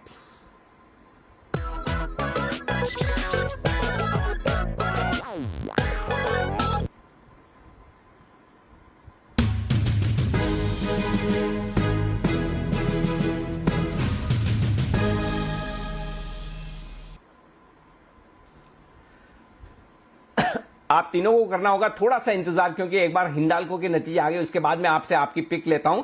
हिंडाल्को के नतीजे आपके सामने। 1928 करोड़ का मुनाफा अंदाजा था हमारा 2200 करोड़ का। तो पहली नजर में मुनाफा थोड़ा सा माफ कीजिएगा, उम्मीद से हल्का सा कम आता दिखा है मुनाफे का आंकड़ा, लेकिन बाकी डेटा भी हम देखेंगे आराम से और उसके बाद डिसाइड करेंगे कि वाकई में नतीजे किस तरह के रहे। लेकिन फिलहाल जो आंकड़े आपके सामने आते दिखे हैं वो मुनाफे का आंकड़ा 1928 करोड़ का है इस वक्त। दीप, और रिजल्ट्स में डिटेल्स जो आपके सामने है जल्दी से बताएं प्लीज। बिल्कुल सर, नतीजों का इंतजार था और अच्छे नतीजों का ही अनुमान लगा रहे थे हम बाजार पर। कंसोलिडेटेड बेसिस 38,500 करोड़ के आय का हमारा अनुमान था, जिस तरह से परफॉर्मेंस कंपनी की बढ़ रही है। मुनाफा काफ़ी अच्छा वैसे बढ़कर आया है। अगर आप पिछले हिसाब से देखें, मुनाफे के हिसाब से देखें तो लगभग 3 गुना की बढ़त है, बट अनुमान से थोड़ा कम है। कंजो आय इनकी आई है 29,300 करोड़ की, तो अगेन थोड़ी अनुमान से कम आती हुई दिखिए। नतीजे अच्छे हैं सर, बट उतने अच्छे नहीं हैं जितना अनुमान लगाया जा रहा था। पर अगर आप पिछले साल की बेस देखें तो ऑफकोर्स लोअर बेस भी थी उस समय में, वहां से अगर आप देखें तो अच्छे ही नतीजे आते हुए दिखे हैं एज एक्सपेक्टेड। बट शायद बाजार की थोड़ी और दमदार नतीजों की एक्सपेक्टेशन थी, उतने नहीं रहे हैं। बट फिर भी कंपनी का कहना है कि इनकी जो एल्यूमिनियम का इंडिया बिजनेस है उसमें रिकॉर्ड सेल्स रही हैं। एल्यूमिनियम कारोबार का एबिटा नए रिकॉर्ड पर आपको आते हुए दिखा है, वहां पर अच्छा है। ऑल टाइम हाई नोवेलिस का एबिटा आते हुए दिखा है कंपनी की तरफ से। तो काफी सारे फर्स्ट हैं। परफॉर्मेंस लोअर बेस पर अच्छी आई है, बट उतनी तगड़ी नहीं है सर जितना बाजार को अनुमान था इनकी परफॉर्मेंस का। ओके, तो ये है आपके लिए हिंडाल्को के नतीजे इस वक्त आपकी स्क्रीन पर फ्लैश होते हुए दिख रहे हैं। जो एक बेहतरीन और दमदार कॉल आने की तैयारी में, किरण जी करिए उसकी शुरुआत। अनिल जी, मेरे 2 कॉल है। पहला कॉल रहेगा एक्सिस बैंक में। आपको याद होगा 3 दिन पहले मैंने कहा था 725-26 के ऊपर अगर चलता है तो एक्सिस बैंक में बहुत हाई कन्विक्शन से बाय कॉल होगा। एक बहुत ही बेहतरीन इन्वर्टेड हेड एंड शोल्डर का फॉर्मेशन है। मेरा स्टॉप लॉस 720 का रहेगा और टारगेट अनिल जी अगले गुरुवार तक 765 से 780, ये बड़े टारगेट्स है। अगर फ्यूचर्स में नहीं ले सकते तो कैश में डिलीवरी मार्क करने की सलाह होगी। बहुत बड़े मूव्स आपको देखने को मिलेंगे। दूसरा एक काउंटर है जहां पे बाय करना है, वो है bank of Baroda. Bank of Baroda में भी मुझे लगता है कि इधर से बहुत बड़ी अपसाइड देखने को मिलेगी। इसमें ऑप्शन चेन डेटा का प्ले है। ऑप्शन चेन डेटा में 80 का कॉल ऑप्शन में 2 करोड़ शेयर है, वो शॉर्ट ट्रैप हो चुके हैं। ट्रायंगुलर पैटर्न का ब्रेकआउट है। मैं मानता हूं कि आपको 85 to 87 ये टारगेट सोमवार मंडे ट्यूसडे तक देखने को मिल जाने चाहिए। वो उस टारगेट्स के लिए लॉन्ग पोजीशंस रखने हैं और 80 के नीचे आपका स्टॉप लॉस होना चाहिए बैंक ऑफ बड़ौदा। ओके, तो बीओबी में भी खरीदारी करने की राय और यहां पर एक्सिस बैंक में भी खरीदारी करने की राय। बीओबी में खरीदारी करने की राय राकेश जी, कुणाल जी की भी है, इसलिए बिगुल मैंने आपके लिए दोनों के लिए 7 का बजाय। बताएं सर, आप लोगों के टारगेट्स क्या हैं?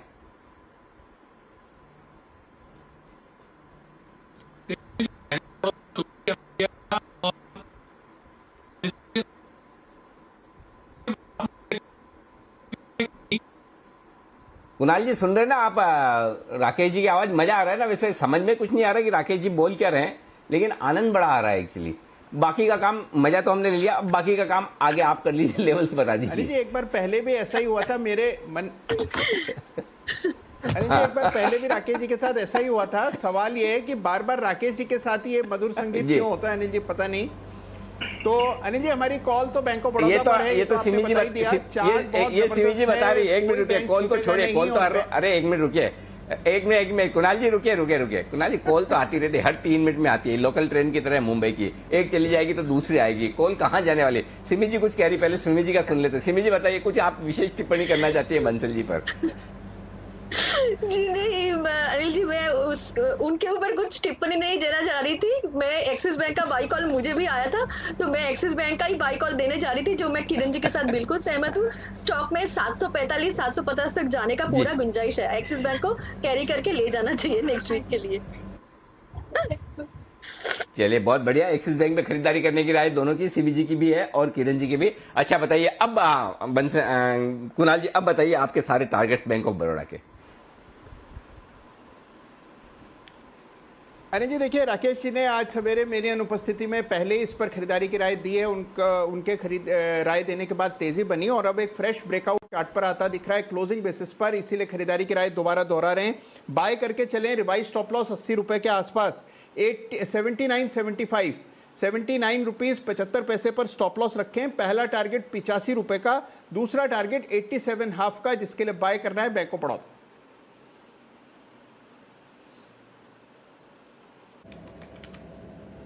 ओके, ओके, तो ये है आपके लिए बैंक ऑफ बड़ौदा। इस बीच कुणाल जी एक साउथ इंडियन बैंक की चार्ट भी जरा आप पुल अप कर लीजिए। 140 करोड़ के घाटे के मुकाबले लगभग 7 करोड़ का मुनाफा आया है, तो बैक एंड प्रॉफिट आते हुए दिख रहा है आपको साउथ इंडियन बैंक। आज सुबह हम इसके बारे में बात भी कर रहे थे, मिड कैप बैंक्स पर बढ़िया रुझान बना हुआ है, बाजार का नतीजे आते हुए दिख रहे हैं साउथ इंडियन बैंक के। एक क्विक चार्ट से कुणाल जी साउथ इंडियन बैंक पर भी दे दें। देखिए बहुत दिनों की अंडर परफॉर्मेंस यहाँ खत्म होते हुए दिख रही है। दीपांशु, चार्ट पर एक ब्रेकआउट हो रहा है और मुझे लगता है कि इस ब्रेकआउट में आपको परसेंटेज टर्म्स में अच्छा मूव देखने को मिल सकता है। तो जिनके पास पोजीशन है उन्हें बने रहना चाहिए। नई खरीदारी करें तो 11 रुपये 25 पैसे के आसपास एक स्टॉप लॉस रखकर नई खरीदारी भी कर सकते हैं। मुझे लगता है कि एक 12.5-13 रुपये तक का मूव आपको साउथ इंडिया बैंक में देखने को मिलेगा। तो जिनके पास पोजीशन है उन्हें निश्चित बने रहना चाहिए। बिल्कुल, तो जिनके पास पोजीशन है उन्हें बने रहना चाहिए। ये है आपके लिए साउथ इंडियन बैंक पर खरीदारी की राय। पर आइए, बाजार है दिन के ऊंचाई पर 1300 पॉइंट्स 1250 पॉइंट्स ऊपर आपको बैंक निफ्टी दिख रहा है। सही समय है, चलते हैं अनिल जी के पास स्ट्रैटेजी के लिए।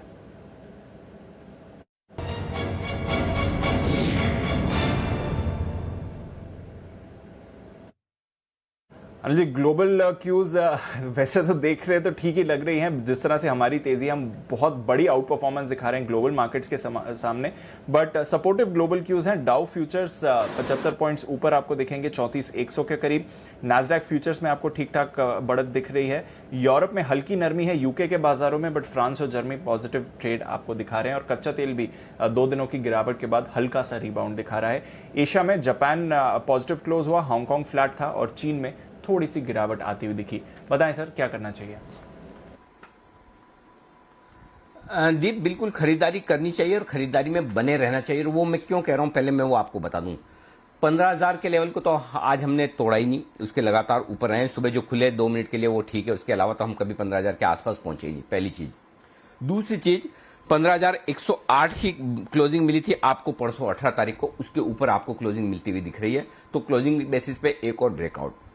तीसरी चीज, 15,100 पार करते आपको अंदाजा है कितने कॉल राइटर्स शॉर्ट हैं इस वक्त?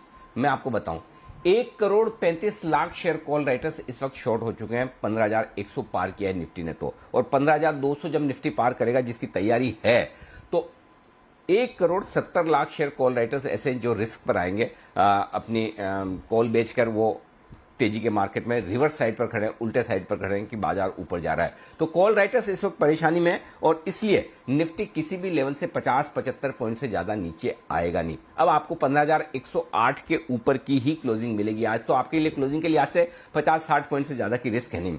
कहां क्लोज होने चाहिए? यहीं पर जहां पर अभी हम हैं, 15,165 से 15,210 की रेंज में कहीं कहीं यहां पर क्लोज होने की संभावना आज बाजार की दिखती है।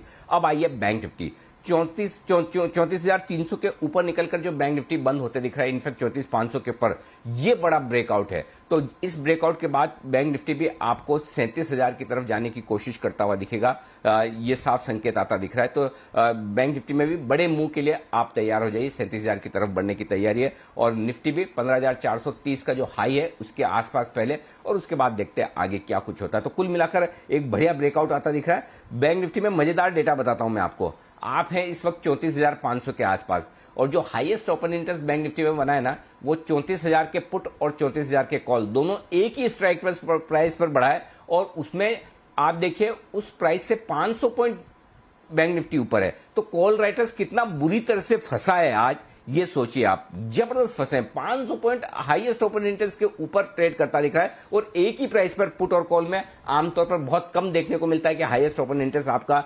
मंथली सीरीज का एक ही स्ट्राइक प्राइस पर हो। तो कुल मिलाकर लोग जो नहीं खरीद पाए, प्लीज रिक्वेस्ट है, बिना मतलब जबरदस्ती जानबूझ के शॉर्ट ना करें। कल भी बाजार इतना खराब था, हम यही कह रहे थे कि खरीदने का मौका है, डरिए मत, घबराइए मत। बीच में एक आध बार जब भी करेक्शन आया, इस बार एक भी बार आपको शॉर्ट कॉल नहीं दिया, बेचने की राय नहीं दी, हर बार यही कहा कि खरीदिए और खरीदारी में बने रहिए। जब तक बाजार इंपॉर्टेंट लेवल्स को तोड़ता नहीं है, तब तक बिल्कुल डरिए घबराइए मत। और अब आप देखिए, अब यहां पर आकर एफआईज खरीदारी करते दिखे। तो इस बार दीप ये तो कहना होगा, रिटेल इन्वेस्टर्स को, ट्रेडर्स को सलाम है, सैल्यूट है उनके लिए। मतलब वाकई में जो बाजार में उन्होंने ताकत दिखाई है, अब तीसरी महाशक्ति बनकर उभर रहे हैं वो, देखिए। इसलिए पिछले एक हफ्ते से मैं लगातार कह रहा हूं, न घरेलू फंड खरीद रहे हैं, न एफआईज खरीद रहे हैं। ये जो ताकत है रिटेल इन्वेस्टर्स की, एचएनआई इन्वेस्टर्स की, पोर्टफोलियो मैनेजर्स की, जो वाकई में दम लगाकर खरीद रहे हैं, अब उनके आगे झुककर बाकी लोगों को भी, बड़े बड़े इन्वेस्टर्स को, बड़े बड़े फंड मैनेजर्स को पैसा भी लगाना पड़ रहा है, शॉर्ट कवरिंग भी करनी पड़ रही है, और ये होना चाहिए बाजार में। पहली बार इस ताकत का अंदाजा रिटेल इन्वेस्टर्स ने दिखाया कि वो भी अपने दम पर बाजार को टिका सकते हैं, खींच सकते हैं, ऊपर ले जा सकते हैं और मजबूर कर सकते हैं बड़े इन्वेस्टर्स को, उनको शॉर्ट कवरिंग करनी पड़े। तो ये जबरदस्त हुआ है, और जितने ज्यादा मजबूत हाथ हों बाजार में खरीदारी और बिकवाली करने के लिहाज से, बाजार उतना ही बैलेंस रहता है। तो ये तीसरी ताकत, तीसरी महाशक्ति के तौर पर उभर रहे हैं हमारे retail investor, local funds, FIIs और तीसरे रिटेल इन्वेस्टर। तो बहुत ही दमदार प्रदर्शन, इसमें कोई डाउट ही नहीं है यहां पर आपके लिए। जी दीप। बिल्कुल, तो दमदार एक्शन, और domestic funds, specially local retail investors और बाकी ट्रेडर्स के दम पर आप देख रहे हैं 1150 पॉइंट्स ऊपर आपको निफ्टी बैंक चल रहा है, और एक और बड़ी मूव यहां से आ सकती है बाजार में। ये मूव अभी तक खत्म नहीं हुई है, ये आपके लिए अनिल जी ने क्लियर स्ट्रैटेजी दी है। बल्कि एक बार देख लेते हैं कि इस पूरे हफ्ते अनिल जी आपको किस तरह से बाजार पर कॉन्फिडेंस जता रहे थे। मंडे ट्यूसडे को भी कहा अच्छी तेजी आएगी, 2 दिनों के डिप में भी कहा कि ये खरीदारी का मौका है, और बिल्कुल वैसा ही होते हुए दिखा। निफ्टी खरीदना है आपको 15,000, 15,030, 15,065, 15,100, 15,130 और फाइनल टारगेट 15,165। थोड़ा नीचे मिले तो ठीक है, और बड़े एग्रेसिव ट्रेडर हैं तो यहां भी खरीद सकते हैं। नीचे में 14,925, 14,950 में और ऐड करें, कोई दिक्कत नहीं है। कल के लोज पर 14,875 का स्टॉप लॉस लगाएं तो 80 अंक ऊपर खरीदने में भी हर्ज नहीं है, बशर्ते कि नीचे आए तो आप और ऐड कर पाए, तो यहां भी ले सकते हैं, कोई चिंता की बात नहीं है। 15,000 के ऊपर टिकते हुए दिन के हाई पॉइंट पर है, 15,030 के आसपास निफ्टी पर डे हाई पर बाजार पहुंचते हुए दिख रहे हैं। तो पहला टारगेट हासिल हुआ 15,000 का, दूसरा टारगेट 15,030 का हासिल हुआ।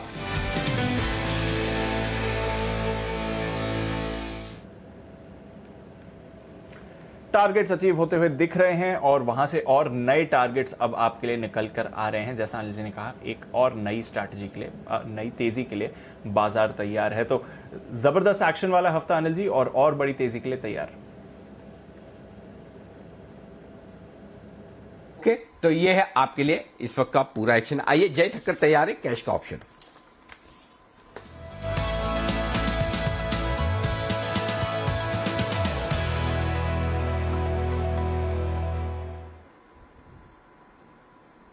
बताइए जय, आपका ऑप्शन तो कमाल करता दिख रहा है। बैंक निफ्टी के कॉल ऑप्शन के लिए जो सुबह मैंने आपको कहा कि ग्रेस मार्क दे देता हूं 10 पॉइंट के ग्रेस मार्क, क्या वो तो 1000 पॉइंट और ऊपर से बढ़ गया, तो कहीं आपको जरूरत ही नहीं पड़ी। उसके बाद विपरीत जबरदस्त एक्शन यहां हुआ है। अब बताइए, अब क्या करना है, निफ्टी या बैंक निफ्टी या दोनों? जी Anil ji, thank you. And Anil ji, bank Nifty पर मेरा भरोसा और भी है, यहाँ से और तेजी देखने मिलेगी। और इन द मनी एक कॉल ऑप्शन अनिल जी मैं सजेस्ट करूंगा 34,300 के स्ट्राइक का, जो कभी करीब अभी 665 के रेंज में मिल रहा है। तो 660, 665 ये रेंज में खरीदना चाहिए बैंक निफ्टी का 34,300 के स्ट्राइक का कॉल ऑप्शन। एंड मुझे ऐसा लग रहा है अनिल जी कि इसके जो फर्स्ट टारगेट बनकर आएंगे that would be around 860, second target जो बनेंगे इसके वो रहेंगे 950 के। सो 860 एंड 950 ये 2 टारगेट्स के लिए इसको खरीदना है। And on the down side stop loss थोड़ा सा अनिल जी दूर रहेगा, इसका स्टॉप लॉस यहाँ पे प्लेस करना है करीब 435 पर। बट जो हिसाब से ब्रेकआउट आज बैंक निफ्टी पर आया, आई एम श्योर उसके कारण काफी निफ्टी को हेल्प हुआ है अनिल जी ऊपर आने में। और मुझे ऐसा लग रहा है कि ये 34,300, 400 के ऊपर जो रेंज निकली और देयर आफ्टर अभी 34,500 के ऊपर भी अच्छी तरह से ट्रेड कर रहा है, जहाँ पे अच्छा खासा हमें एक ओपन इंटरेस्ट देखने मिल रहा था कॉल फ्रंट पर। तो ये सारे जो लेवल्स निकल रहे हैं अनिल जी, और भी यहाँ से हमें शॉर्ट कवरिंग देखने मिलेगी बैंक निफ्टी में, और यहाँ से 1000 से लेके 1200 पॉइंट तो आराम से देखने मिल सकते हैं। So I am expecting nothing less than 35,500 36,000 के बीच की एक रेंज।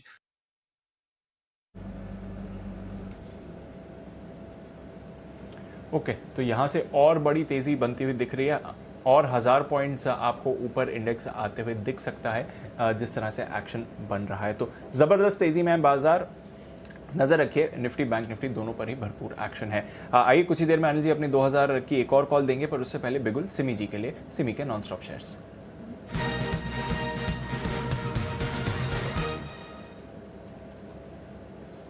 बताएं सिमी जी। दीपांशु, जबरदस्त ब्रेकआउट आई है वैरक इंजीनियरिंग में लास्ट फरवरी मार्च के महीने में 424 के आसपास था और नीचे से काफी अच्छा शानदार रिकवरी इसने दिखाया है। 400 के ऊपर पहला ब्रेकआउट था, 410 के ऊपर फिर फ्रेश मोमेंटम एक्वायर किया है, अभी 420 के आसपास आ चुका है। मुझे लगता है कि स्टॉक को आगे लेके जाना चाहिए। मेरा जो मिनिमम टारगेट है इसके लिए मैं टारगेट्स बता देती हूँ। मैंने 422 का पहला टारगेट समझा था, तो अभी तो इसके लिए मैं टारगेट्स बता देती हूँ। मैंने 422 का पहला टारगेट समझा था, तो अभी तो 422 के आसपास ही है। तो पहला टारगेट होगा 432, उसके बाद 440 और उसके बाद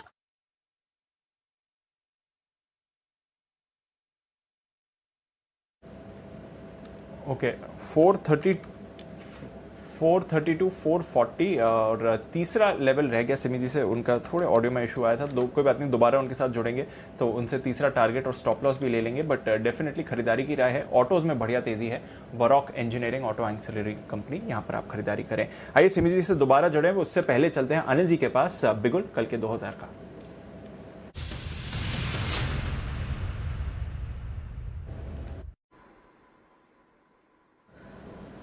दीप जारी करने की राय एक और सरकारी बैंक में, और वो है जम्मू एंड कश्मीर बैंक। यहां पर भी एक बड़े ब्रेकआउट के चांसेस आते हुए दिख रहे हैं और सरकारी बैंकों में जिस तरह से एक्शन होता हुआ दिख रहा है एसबीआई के रिजल्ट के बाद एक सारे सरकारी बैंक। और यहां पर तो आपको याद होगा भी हमने एसआईपी स्टॉक्स में भी इसको खरीदारी करने की राय दी थी। एग्जैक्ट लेवल मुझे ध्यान में नहीं कि किस लेवल पर हमने खरीदारी करने की राय दी थी, लेकिन एसआईपी स्टॉक तो फंडामेंटली कहीं कोई समस्या है ही नहीं, बहुत ही बढ़िया बैंक है और यहां पर खरीदारी करने की राय जिस तरह से एक्शन सरकारी बैंकों में बढ़ता हुआ नजर आ रहा है। 27 रुपए का स्टॉप लॉस रखिए, खरीदारी कीजिए 2-4 दिनों के व्यू के साथ में, अगले हफ्ते के व्यू के साथ में। 30, 31, 33 तीन टारगेट आपके लिए बनेंगे। 30, 31 और आजकल तो पहला टारगेट तो बात करते करते आ ही जाता है, तो हमेशा तो 30, 31, 33 तीन टारगेट के लिए आपको करनी है खरीदारी। जम्मू एंड कश्मीर बैंक ये है वो बैंक जहां पर आपके लिए एक्शन आगे बढ़ता हुआ दिख सकता है। इसी के चार्ट पर एक बार राय ले ली जाए जम्मू एंड कश्मीर बैंक पे। कुणाल जी जरा चार्ट देखिए बताइए।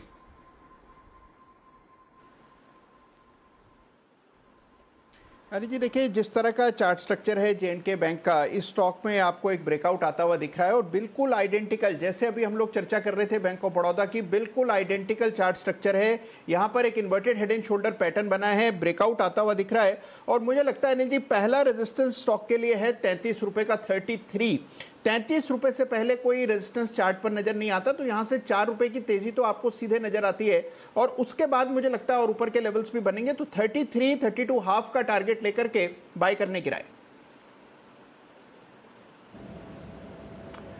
ओके तो जे&के बैंक, इस पर आपको करनी है खरीदारी। एसआईपी स्टॉक पर हमने पिछले महीने बात करी थी 27 अप्रैल को, तब 22-23 रुपए के आसपास ट्रेड किया करता था। वहां से ऑलरेडी अगर आप देखें परसेंटेज टर्म्स में तो जबरदस्त तेजी इस काउंटर पर आ ही चुकी है, पर यहां से भी और अच्छी तेजी के लिए तैयार हो रहा है। तो नजर रखिए जे&के बैंक, इस पर खरीदारी की राय है। और बात करते करते पहला टारगेट भी इस पर आने की तैयारी में है। 30 रुपए का पहला टारगेट है, आई थिंक ऑलरेडी एक बार हिट हो चुका है 30 का टारगेट। तो पहला टारगेट आने की आते हुए दिख रहा है आपको जे&के बैंक में, पर वहां से भी और अच्छे टारगेट्स के लिए आप इसको होल्ड कर सकते हैं। 31 और 33 के अब अगले टारगेट्स बनेंगे जहां तक जे&के बैंक का सवाल है। ओके तो जबरदस्त एक्शन है बैंक्स में। बैंक ऑफ बड़ौदा भी डेज हाई पर ट्रेड कर रहा है 5% की तेजी के साथ। एसबीआई के नतीजों के बाद वहां से आई तेजी। कैनरा बैंक पर भी आप खरीदारी इस समय बनते हुए देख रहे हैं। पर आइए कुछ और स्टॉक्स पर भी फोकस कर लेते हैं। बैंक्स और फाइनेंशियल्स के अलावा और भी मार्केट में स्टॉक्स हैं जहां पर आपको अच्छा एक्शन इस समय बनते हुए दिख रहा है। एक बार फिर से तेजी का माहौल आते हुए दिख रहा है। जहां तक टोरेंट पावर का सवाल है, यहां पर नतीजों का आपको रिएक्शन दिखा है, तो इस स्टॉक पर भी आप रखिए नजर, जिस पर अच्छी तेजी बनी हुई है। गोदरेज प्रॉपर्टीज, इस पर जरा किरण जी अपनी राय दें। आज सुबह एक्शन में था, उसके बाद थोड़ा कंसोलिडेशन हुआ, अब फिर से थोड़ा सा मूव आ रहा है। किसी ने अगर पोजीशन ली हो तो रखनी चाहिए या फिर स्क्वायर ऑफ करके जाने दें, मुनाफा वसूली आ सकती है। मुझे ये चार्ट पैटर्न उतना अच्छा नहीं देखने को मिल रहा है। अगर मीडियम टर्म आउटलुक से देखा जाए तो एक बार इसने हेड एंड शोल्डर भी किया था, उसका ब्रेकडाउन दिया और वापस एक बार इसके ऊपर आ गया है। पर अगर हम ब्रॉडर चार्ट देखते हैं तो lower top lower bottom pattern formation ही है। तो अगर किसी के लॉन्ग पोजीशन से तो एक बार प्रॉफिट बुक करने की सलाह होगी। ओके तो अगर लॉन्ग पोजीशन से एक बार थोड़ा प्रॉफिट इस पर बुक भी किया जा सकता है। बट अच्छी तेजी बनी है और आज रियल एस्टेट स्टॉक्स पर भी आपने सुबह से अच्छा एक्शन बनते हुए देखा है।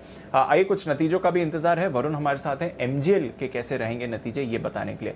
वरुण बताएं। देखिए नतीजे थोड़े सुस्त रहने वाले हैं, कुछ खास आपको फायरवर्क्स देखने नहीं मिलेंगे एमजीएल के नतीजे में।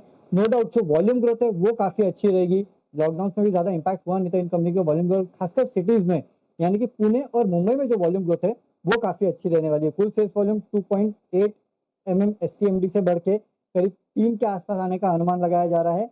इसके चलते कंपनी के जो रेवेन्यू है उसमें 9.5% की बढ़ोतरी होगी, 730 करोड़ के आसपास की आएगी।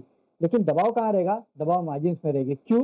क्योंकि LNG की कीमतें जो बढ़ी है इंटरनेशनल मार्केट में, उसका इम्पैक्ट जो है वो इस कंपनी के मार्जिन पे पड़ेगा। नो डाउट CNG के प्राइस हाइक कंपनी ने ली थी, उसके चलते अगर आप देखेंगे तो थोड़ा बहुत सपोर्ट कंपनी को मिला, लेकिन उतना नहीं मिला कि LNG के प्राइस को ऑफसेट कर सके। और इसके लिए आप देख रहे हैं कि मार्जिन में गिरावट होने वाली है, 47.5% से गिर के ये 44.5% पे आएंगे। मुनाफा 3.5% बढ़ेगा, 225 करोड़ के आसपास से आ सकता है। मुनाफा आय में बढ़ोतरी होगी, लेकिन ऑपरेशन परफॉर्मेंस थोड़ा वीक रहने वाला है।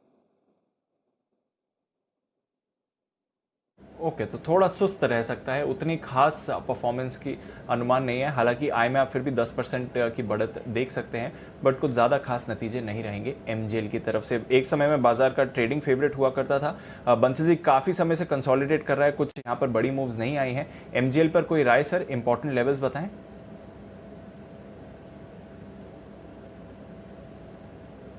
देखिए दीपांशु, एमजीएल को देखें तो बिल्कुल आपने सही बोला कि काफी समय से एक बड़ा मूव नहीं आया और स्टॉक एक कंसोलिडेट कर रहा है। और टेक्निकली देखें तो एक कंसोलिडेशन के अंदर है। नीचे में 1105 1107 एक रेजिस्टेंस है, ऊपर में 1142 का हाई है और 1140 45 एक रेजिस्टेंस जोन है। तो इस जोन में ट्रेड कर रहा है। बेहतर होगा जब ऊपर की तरफ एक ब्रेकआउट देखने को मिले तभी खरीदारी की राय होगी, और तब तक मेरे ख्याल से वेट करना चाहिए।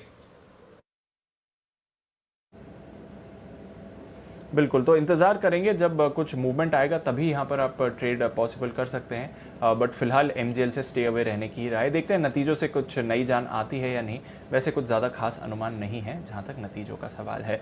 पर कुछ और शेयर्स जहाँ पर आपने बढ़िया एक्शन आज बनते हुए देखा है, ऑटोज़ में तो अच्छी ही तेज़ी आती हुई दिख रही है, पर पीवीआर भी इस हफ्ते आपको अच्छा रहा है। रीओपनिंग थीम में पीवीआर भी फोकस करता है और बाजार का फोकस डेफिनेटली इस एरिया में बनते हुए दिखा है। सिमी जी, पीवीआर पर राय दें, जिस तरह से इस हफ्ते की रैली आई है, आने वाले हफ्ते में भी ऐसा मोमेंटम दिख सकता है पीवीआर में?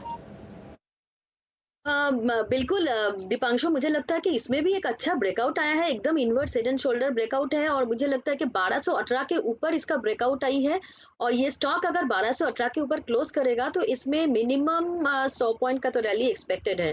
तो करंट लेवल से भी काफी बड़ा रैली इसमें आ सकता है। 1218 के नीचे ही स्टॉप लॉस लगाना पड़ेगा, क्योंकि वही क्लोजिंग बेसिस पर फॉलो करना पड़ेगा, उसी के आसपास ब्रेकआउट आया है। तो मुझे लगता है कि पीवीआर में 100 पॉइंट का रैली मिनिमम एक्सपेक्ट किया जा सकता है 2 से 4 ट्रेडिंग सेशन में।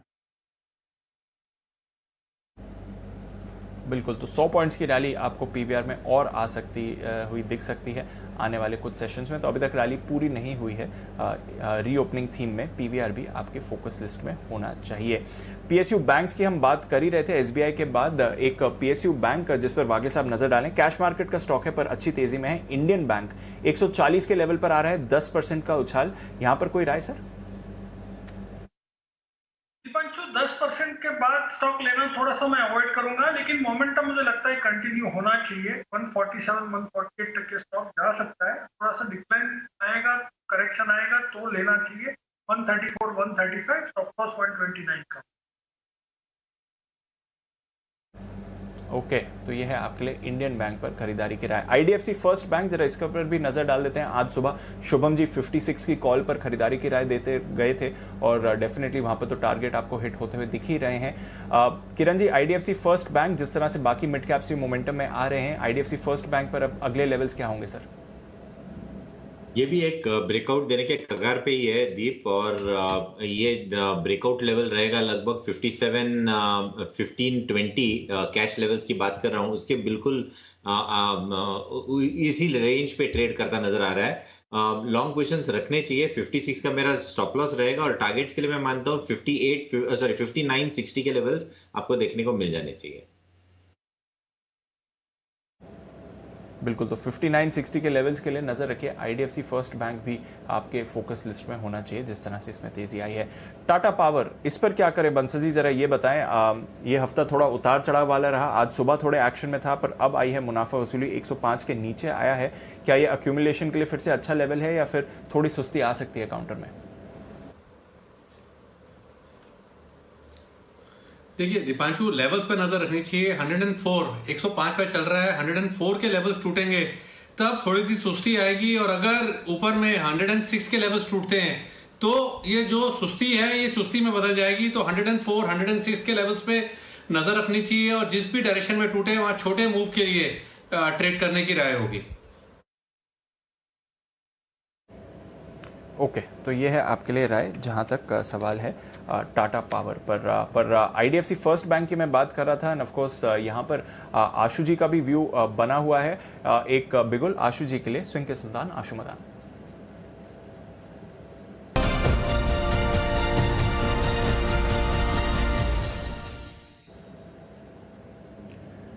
बताएं आशु जी, आईडीएफसी फर्स्ट बैंक क्या राय है? Deepanshu, since you were talking तभी मैंने मैसेज किया। अभी हमने 5-10 मिनट पहले अपने क्लाइंट से शेयर किया है 56.50 पे दीपांशु, लेकिन वहाँ से थोड़ा सा 75 पैसे शायद बढ़ चुका है। 56.50 में 54 के स्टॉप लॉस से 60-61 रुपये का टारगेट आईडीएफसी बैंक में अभी हमने सारे क्लाइंट्स को बाय कॉल दिया। तो since you were discussing, I thought it is my responsibility that I add on to that कि हमने भी अभी अपने क्लाइंट्स को शेयर किया है। तो ये जो किरण जी ने बोला है वही टारगेट ऑलमोस्ट 61 का बोला है, तो 60-61 के टारगेट के लिए हमने भी बाइंग कॉल दी है आईडीएफसी फर्स्ट बैंक पे। बिल्कुल, तो आशु जी ने भी बाय कॉल दिया है और 60-61 के टारगेट्स के लिए आप यहां पर खरीदारी करें। किरण जी को भी वो लेवल्स आते हुए दिख ही रहे हैं। तो आईडीएफसी फर्स्ट बैंक अब मोमेंटम पकड़ते हुए 3-3.5% ऊपर डेज हाई पर। चलते हैं जय के पास, बिगुल जय का jackpot.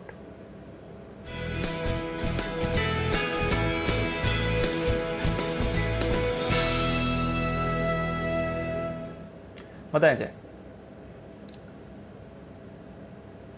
Deepanshu, private sector banks में आज बहुत ही बढ़िया ब्रेकआउट देखने मिला। अगर अभी रिसेंटली देखिए हम लास्ट 10-15 मिनट में, तो प्रीवियस स्विंग हाई इसका था करीब 18,285 का लगभग, एंड अभी 18,300 के आसपास private sector bank index trade कर रहा है। सो मुझे ऐसा लग रहा है कि ये सेगमेंट डेफिनेटली काफी हेल्प करेगा निफ्टी बैंक को ऊपर लेके जाने में। प्राइवेट सेक्टर बैंक का वेटेज काफी वेटेज अच्छा है, और यहाँ पे मुझे कोटक बैंक में एक बहुत ही अच्छा बेस पैटर्न, एक क्लियर सिमेट्रिकल ट्रायंगल पैटर्न नजर आ रहा है। तो इसका 1760 के स्ट्राइक का कॉल ऑप्शन खरीदना है 23.50 पे, 13.50 का स्टॉप लॉस रहेगा 10 रुपए नीचे, 23.50 पे खरीदे, 13.50 का डीप स्टॉप लॉस रहेगा। यहाँ पे पहला टारगेट इधर बनेगा 35 रुपए का, सेकंड टारगेट बनेगा 43 का, 35 एंड 43 ये दो टारगेट्स के लिए एट द मनी स्ट्राइक का है ऑलमोस्ट 1760 के स्ट्राइक का कॉल ऑप्शन कोटक बैंक का खरीदना है। बिल्कुल, तो कोटक बैंक इसी का इंतजार था। बाकी बैंक्स पर कॉल आ चुकी है। कोटक बैंक भी अब मोमेंटम में आते हुए दिख रहा है, 1750 के लेवल पर है, 1760 की कॉल पर आप खरीदारी करें। 23.5 के लेवल पर 35 और 43 के टारगेट्स के लिए यहां पर है आपके लिए जय की सलाह।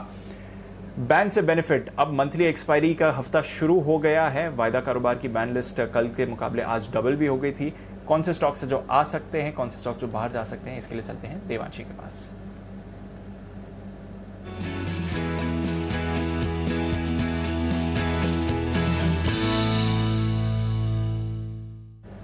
गुड आफ्टरनून देवांशी, 6 स्टॉक्स हैं बैन लिस्ट में, बताएं सबसे पहले कोई स्टॉक्स हैं जो बाहर आ सकते हैं इस लिस्ट से।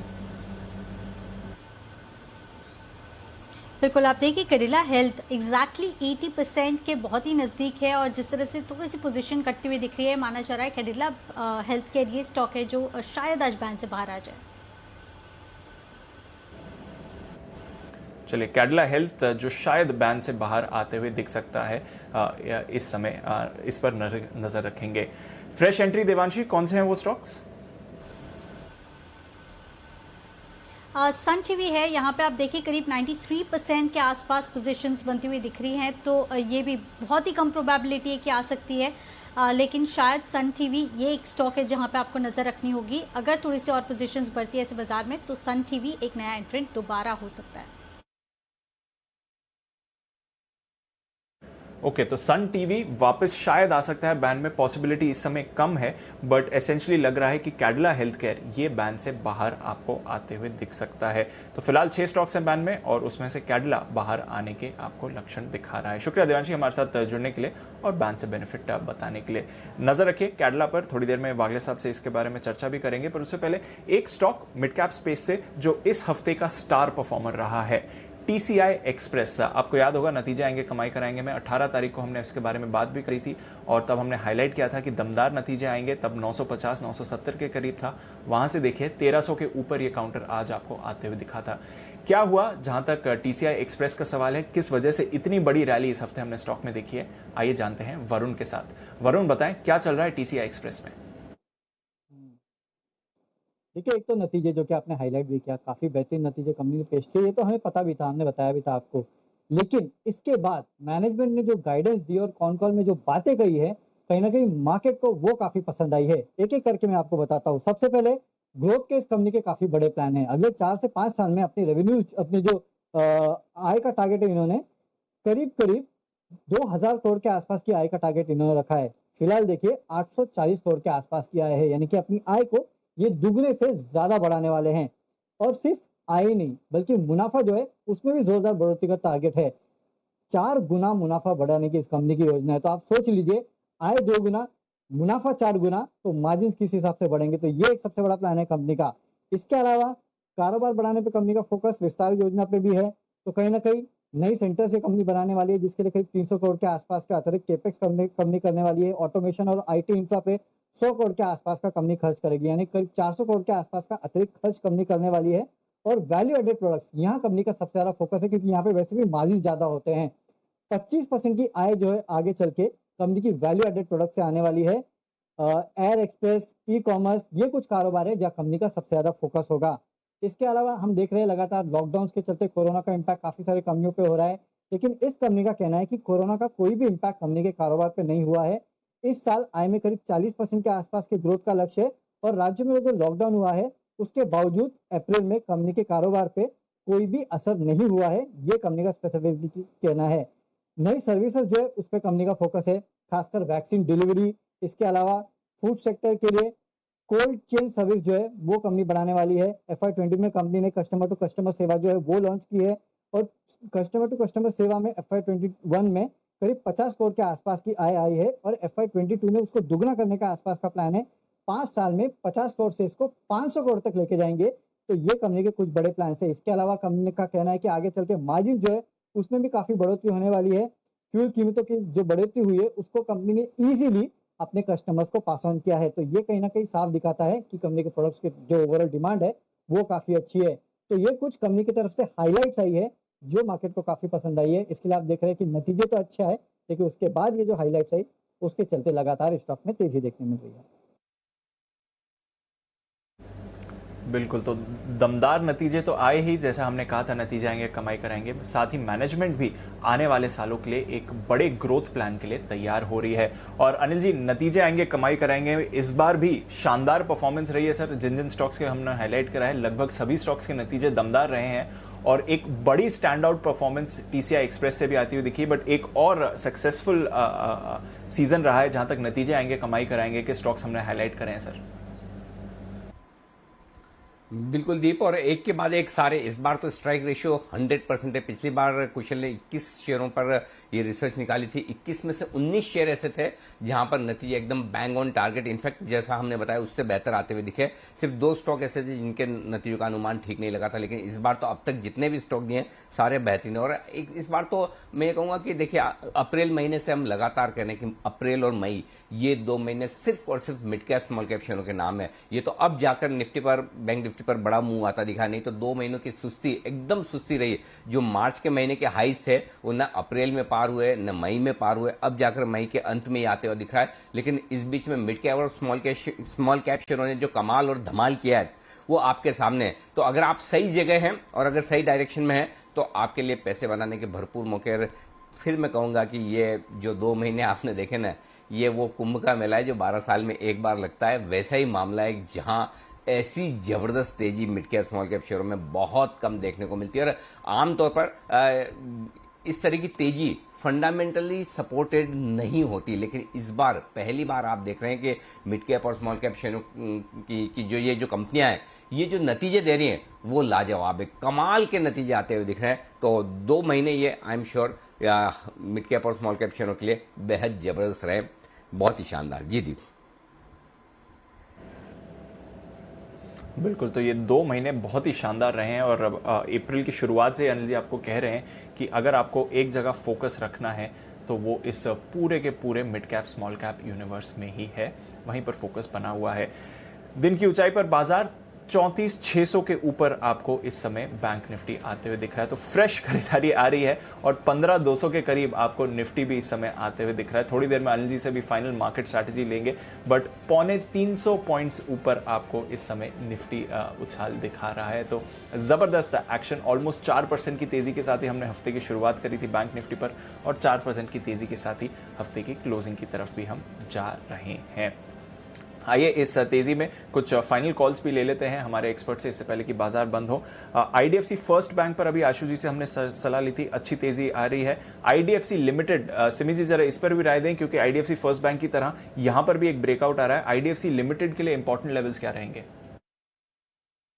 दीपांशु, आईडीएफसी लिमिटेड भी मुझे लगता है कि खरीद कर जाना चाहिए। ये स्टॉक यहाँ से भी चल सकता है, पूरा सेक्टर एक्चुअली चल रहा है दीपांशु, और मुझे लगता है कि ये पूरा पैकेज, पूरा जो बैंकिंग सेक्टर है, प्राइवेट और पीएसयू सारे चल सकता है, इसमें कोई दो राय नहीं है। और इनफैक्ट लास्ट वीक भी हमने इस सेक्टर में बाई कॉल दिए हैं और मुझे लगता है कि ये सेक्टर अभी भी चल सकता है। आईडीएफसी लिमिटेड भी मुझे लगता है कि इसमें भी थोड़ा सा रैली यहाँ से भी देखने को मिल सकता है। करंट लेवल पे मैं सिर्फ खरीदने का ही सलाह दे रही हूँ। मुझे लगता है कि अगर छोटे अवधि के लिए कोई खरीद रहा है तो दूसरा बात है, पर ये अगर कोई पोजिशनली कोई पोर्टफोलियो के लिए भी खरीदेंगे तो भी मुझे लगता है कि इसमें कोई टेंशन नहीं लेना है। यहाँ से मिनिमम 5-10% का रैली तो देखना चाहिए। दीपांशु, आईडीएफसी सिर्फ नहीं, आईडीएफसी फर्स्ट बैंक भी मुझे बहुत बेहद पसंद है। आईडीएफसी के लिए मेरा जो लेवल होगा वो होगा 57 से 59, ये पहला लेवल होगा जो क्रॉस करने के बाद इसमें फ्रेश मोमेंटम देखने को मिलेगा। आईडीएफसी फर्स्ट भी मुझे बहुत ही शानदार लग रहा है और ये यहाँ पे एक डिस्क्लोजर भी है, आईडीएफसी फर्स्ट मेरा पर्सनल पोर्टफोलियो में भी है और मेरे क्लाइंटों के पास भी हो सकता है। पूरा सेक्टर एक्चुअली मुझे अच्छा लग रहा है। बिल्कुल, तो आईडीएफसी फर्स्ट नजर रखिए, आशु जी को पसंद है, किरण जी ने यहाँ पर आपको 60 के ऊपर टारगेट्स दिए हैं और सिमी जी का तो यहाँ पर इन्वेस्टमेंट भी है। आईडीएफसी लिमिटेड में भी अच्छी तेजी आ रही है। मिड कैप ब्रॉड फाइनेंशियल्स आज जबरदस्त एक्शन में है। तो चलिए, जबरदस्त तेजी में आपको अब फाइनल स्ट्रैटेजी क्या बनानी चाहिए, इसके लिए चलते हैं वापस अनिल जी के पास।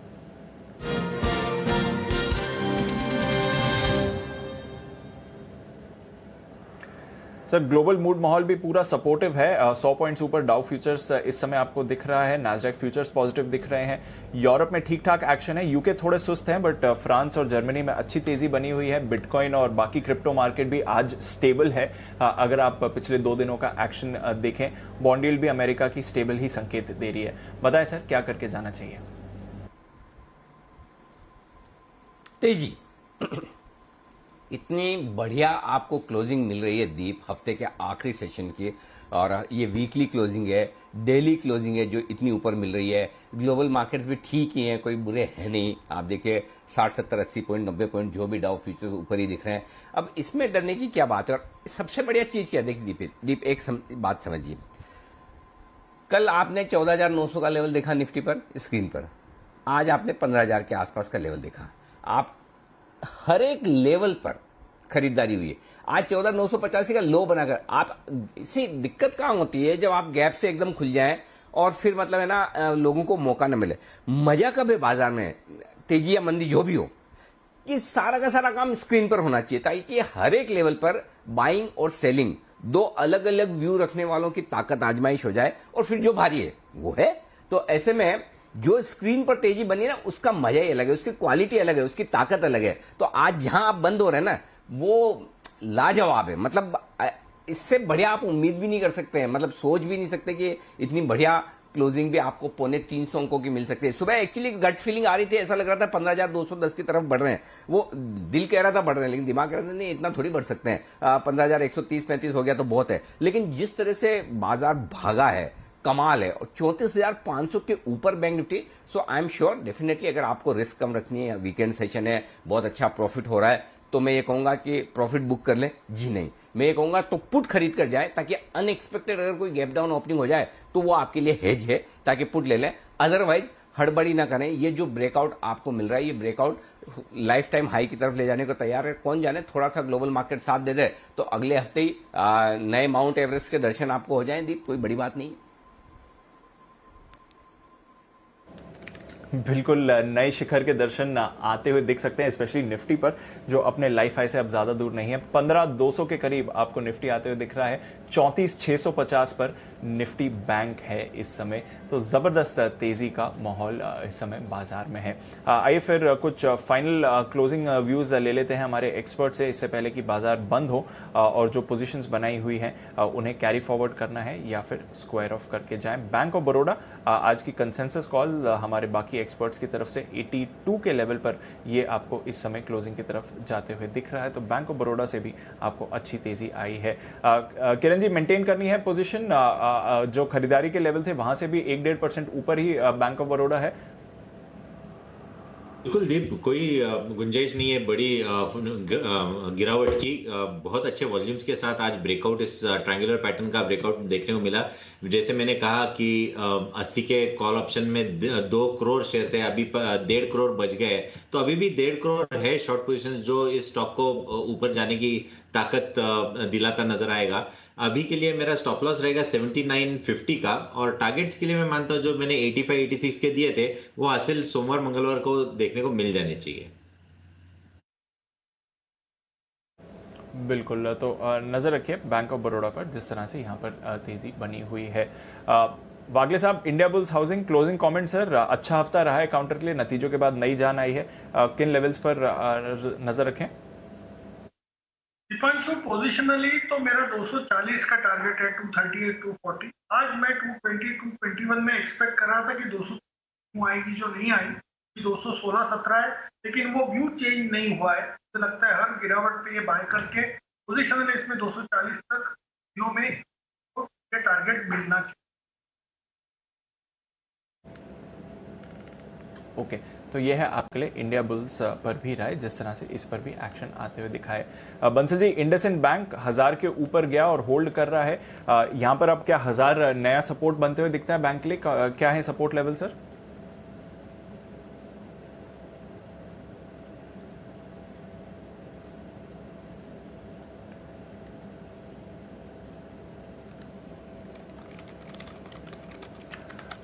बंसल जी, आपका ऑडियो म्यूट हो गया सर।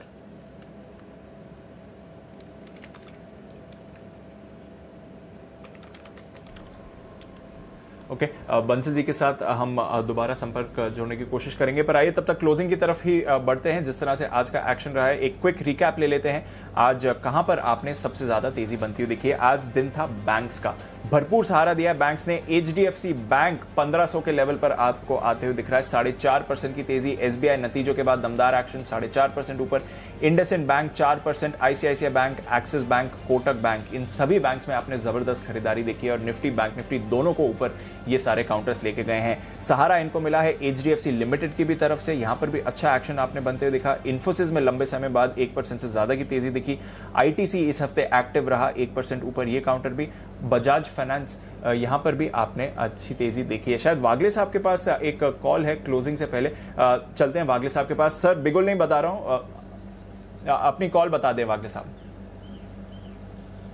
दीपांशु, आज आपका और मेरा वेवलेंथ काफी मैच हो रहा है। मेरे रडार पर अभी अभी एचडीएफसी बैंक आया और आपने जिक्र किया 1500 का लेवल तोड़ा है, इसको बीटीएसटी के तौर पे लेके चले। मुझे लगता है 1490 का स्टॉप लॉस, 1530 तक के टारगेट मुझे दिखता है सोमवार को मिलने चाहिए।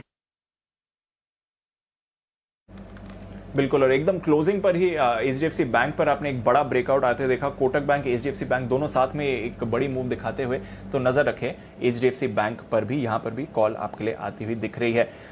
50 में से 45 निफ्टी के स्टॉक आपको पॉजिटिव टेरिटरी में क्लोज करते हुए दिख रहे हैं। ग्रासिम जिसके आने वाले हैं अगले हफ्ते नतीजे, सोल सबसे बड़ा लूजर था और उसमें भी आधे % से कम की गिरावट देखी। तो यानी कि आधे % की कम की गिरावट 5 स्टॉक्स में आपने देखी और बाकी 45 स्टॉक्स में आपने पॉजिटिव मोमेंटम आज बाजार में बनते हुए देखा है।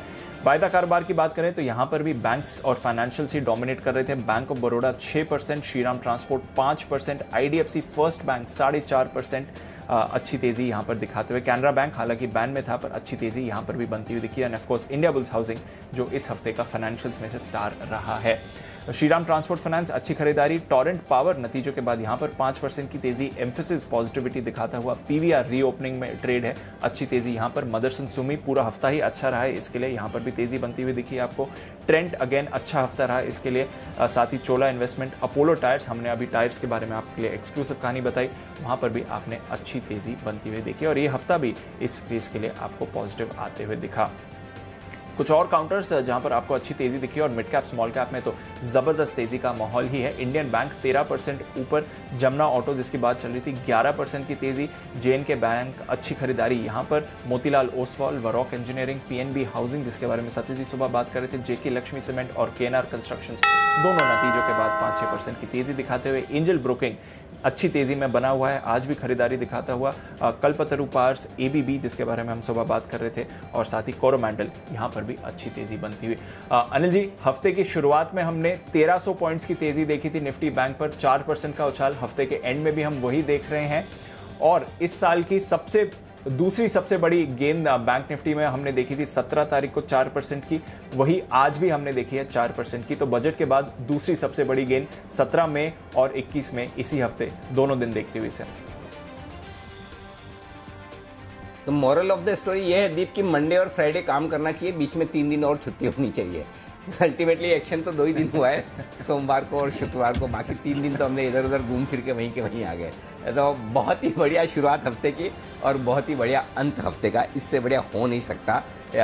और सबसे बढ़िया बात है कि हफ्ते के आखिरी दिन जिस तरह की क्लोजिंग आपको मिल रही है वो कॉन्फिडेंस दिखाता है बाजार का, वो कॉन्फिडेंस दिखाता है वीकेंड सेशन पर भी आगे के लिए। कॉन्फिडेंस इस बात को लेकर है कि ग्लोबल मार्केट्स मजबूत रहेंगे, कॉन्फिडेंस इस बात को लेकर है कि कोरोना के आंकड़े काबू में रहेंगे, कॉन्फिडेंस इस बात को लेकर है कि खरीदारी मंडे को जारी रहेगी, तकनीकी तौर पर बाजार बहुत मजबूत है, कॉन्फिडेंस इस बात को लेकर है कि एफआईज भी आगे पीछे आकर शॉर्ट काटेंगे, कॉन्फिडेंस इस बात को लेकर है कि घरेलू फंड बेचना रोकेंगे, तो और कॉन्फिडेंस इस बात को लेकर भी है कि नतीजों का सीजन जो फुल फ्लेज चल रहा है एसबीआई की तरह और भी आपको लीडर्स की तरफ से दमदार नतीजे आते देखेंगे। देखिए एक एसबीआई क्या कर सकता है, भले ही बैंक निफ्टी में वजन कम हो सरकारी बैंकों का, लेकिन एसबीआई के दमदार रिजल्ट और भाग रहे हैं सारे के सारे प्राइवेट बैंक्स, ये ताकत है लीडर्स की जो अपने साथ साथ पूरे सेक्टर के स्टॉक्स को मजबूती दे देता है। तो बहुत ही शानदार ट्रेडिंग सेशन, इसमें कोई डाउट नहीं। और दीप जो 15,165 के आसपास की क्लोजिंग की हम उम्मीद कर रहे थे, लगभग वहीं पर उम्मीद क्लोजिंग आती दिखी 15,175 की।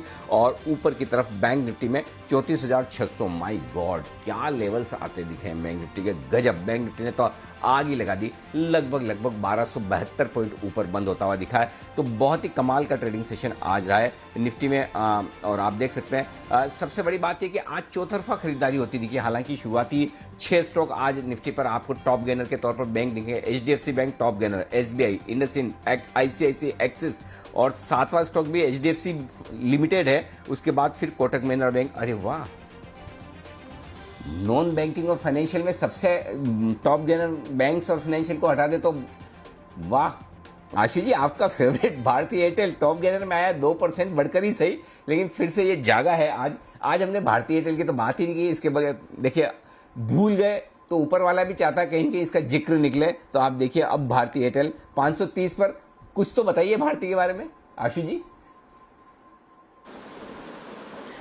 अनिल जी वो जो उसकी सपोर्ट है 520 वाली वो वापस आ गया, इसीलिए अनिल जी रिजल्ट पे भी आपने स्पेशली पूछा था, मैंने कहा नो व्यू और उस पर, लेकिन अब अनिल जी वो 520 की सपोर्ट है। अब ये अनिल जी इस पर नजर मत लगाइए, बात ना करने से ये चलता है, बात करने से नहीं चलता ये, तो बात नहीं करो तो चलता रहेगा ये और चलेगा फिर ये।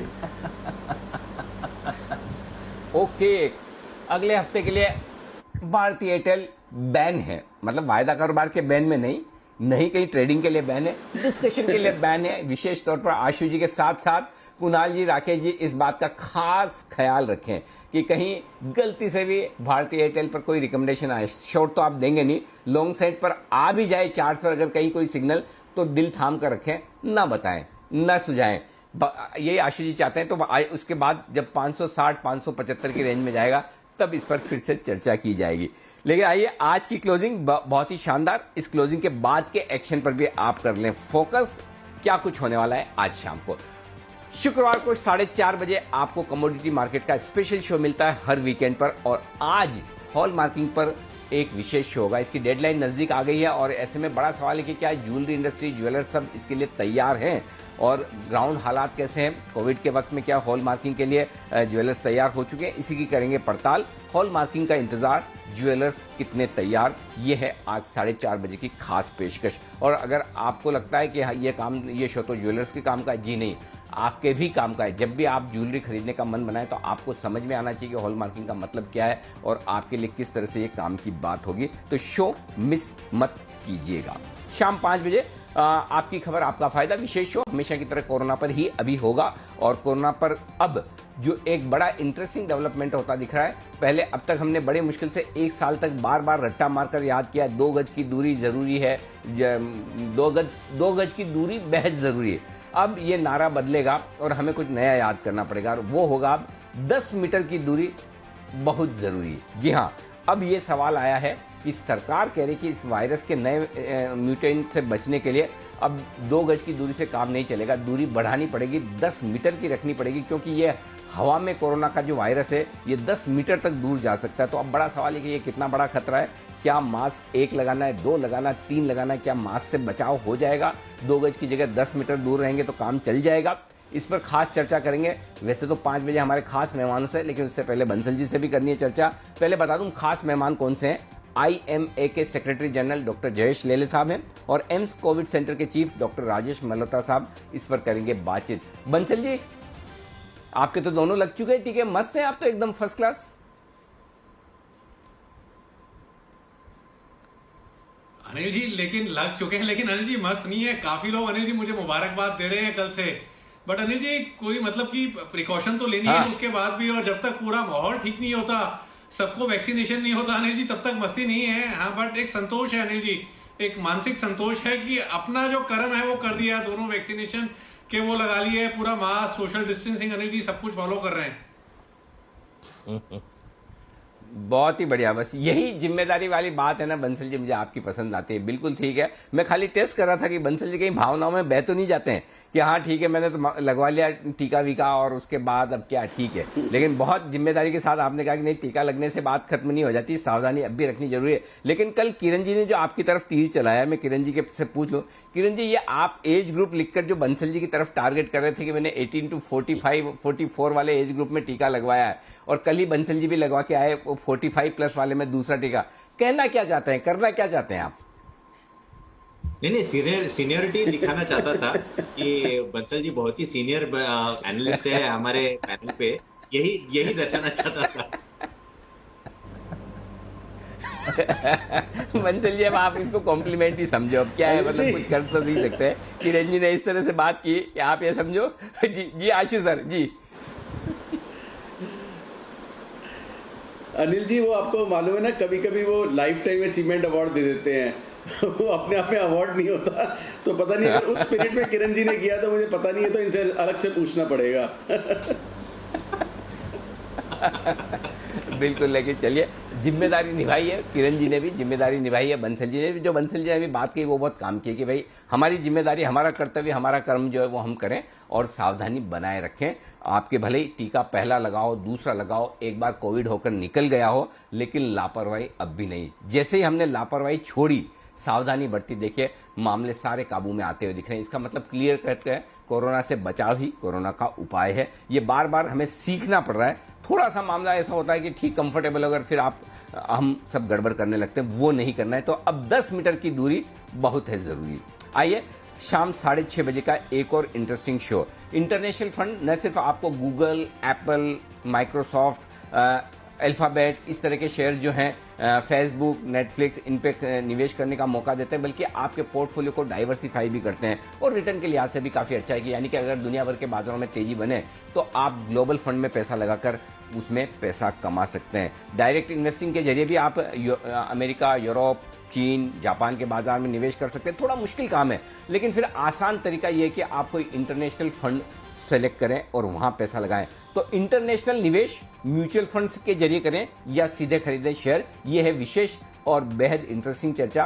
प्रबलीन वाजपेयी हमारे साथ जुड़ेंगी, सर्टिफाइड फाइनेंशियल प्लानर, जो बताएंगी आपको आज इसके बारे में। रात 8 बजे आपका फेवरेट शो इंडिया 360 डिग्री, इस पर बात होगी देश दुनिया की तमाम खबरों की। सबसे पहले तो कोरोना काल की खबरें, कोरोना का नया साइड इफेक्ट। आज की कवर स्टोरी यह है कि कोरोना से ठीक होने वाला हर शख्स खुशकिस्मत नहीं है, क्योंकि कुछ लोगों को हार्ट में तकलीफ होती दिख रही है, ब्लैक और इवन व्हाइट फंगस जैसी बीमारियां झेलनी पड़ रही है। आईसीएमआर ने इन बीमारियों की लिस्ट में अब डायबिटीज को भी जोड़ दिया है। तो कोरोना के इलाज के बाद डायबिटीज क्यों बढ़ रहा है, ब्लैक फंगस क्यों बढ़ रहा है, इलाज में इस्तेमाल होने वाली किन दवाओं से डायबिटीज का खतरा बढ़ जाता है, इस पर हम आज करेंगे विशेष चर्चा। कोरोना का नया साइड इफेक्ट। आप भी ट्विटर पर अगर ब्लू टिक पाने की चाहत रखते हैं मेरी तरह, एक मिनट, हाँ काफी लोगों को ब्लू टिक, दीप आपके पास ब्लू टिक है ना? दीप के पास है, जी हाँ, मैंने दीप के ट्विटर हैंडल पर देखा। दीप आपके पास है ना ब्लू टिक? जी सर, ब्लू टिक है, मेरे हैंडल पर है सर। तो चलिए, मैं और दीप तो उस कैटेगरी में है और बड़ा अच्छा फील हो रहा है। दीप आपको भी हो रहा है? मुझे बहुत बढ़िया फील हो रहा है। देखो कुणाल जी तो नीचे ही देख रहे हो, सामने देख भी, कुणाल जी सामने देखिए, आ जाएगी आपके लिए भी ब्लू टिक। ऐसा क्या निराश हो रहे हैं? और ब्लू टिक हो गया तो हम कौन से ऐसा मतलब बहुत हमने कोई तीर मार लिया है? चिंता न करें, आएगी आएगी, ऐसे दुखी मत होइए। कैसे आएगी ये समझ लीजिए। इसके लिए शाम को 8 बजे शो देख लीजिएगा। अगर आप भी ब्लू टिक पाना चाहते हैं, जी जी जी आशीष सर, जी आशीष सर, पहले आप बोलिए जी। अनिल जी, ये शो मेरे को बहुत इंपॉर्टेंट देखना है, नहीं तो दीपांशु से पूछना पड़ेगा, क्योंकि मैंने ये ट्राई किया था, बट उसमें एक प्रोसेस के बाद वो प्रोसेस बताते हैं, पर वो साथ में आता था कि ये प्रोसेस अभी क्लोज्ड है फॉर द टाइम भी। यस, बिल्कुल ठीक है, बीच बीच में ये प्रोसेस क्लोज हो जाता है, कई बार होता है, लेकिन अब ट्विटर ने फिर से ब्लू टिक देने की शुरुआत कर दी है। बिल्कुल सही, यही तो काम है हमारा सर, आपको जागरूक करना है। देखिए, हमने आशीष जी को जगा दिया, अब आप सब भी जाग जाइए कि ब्लू टिक अब फिर से ट्विटर दे रहा है।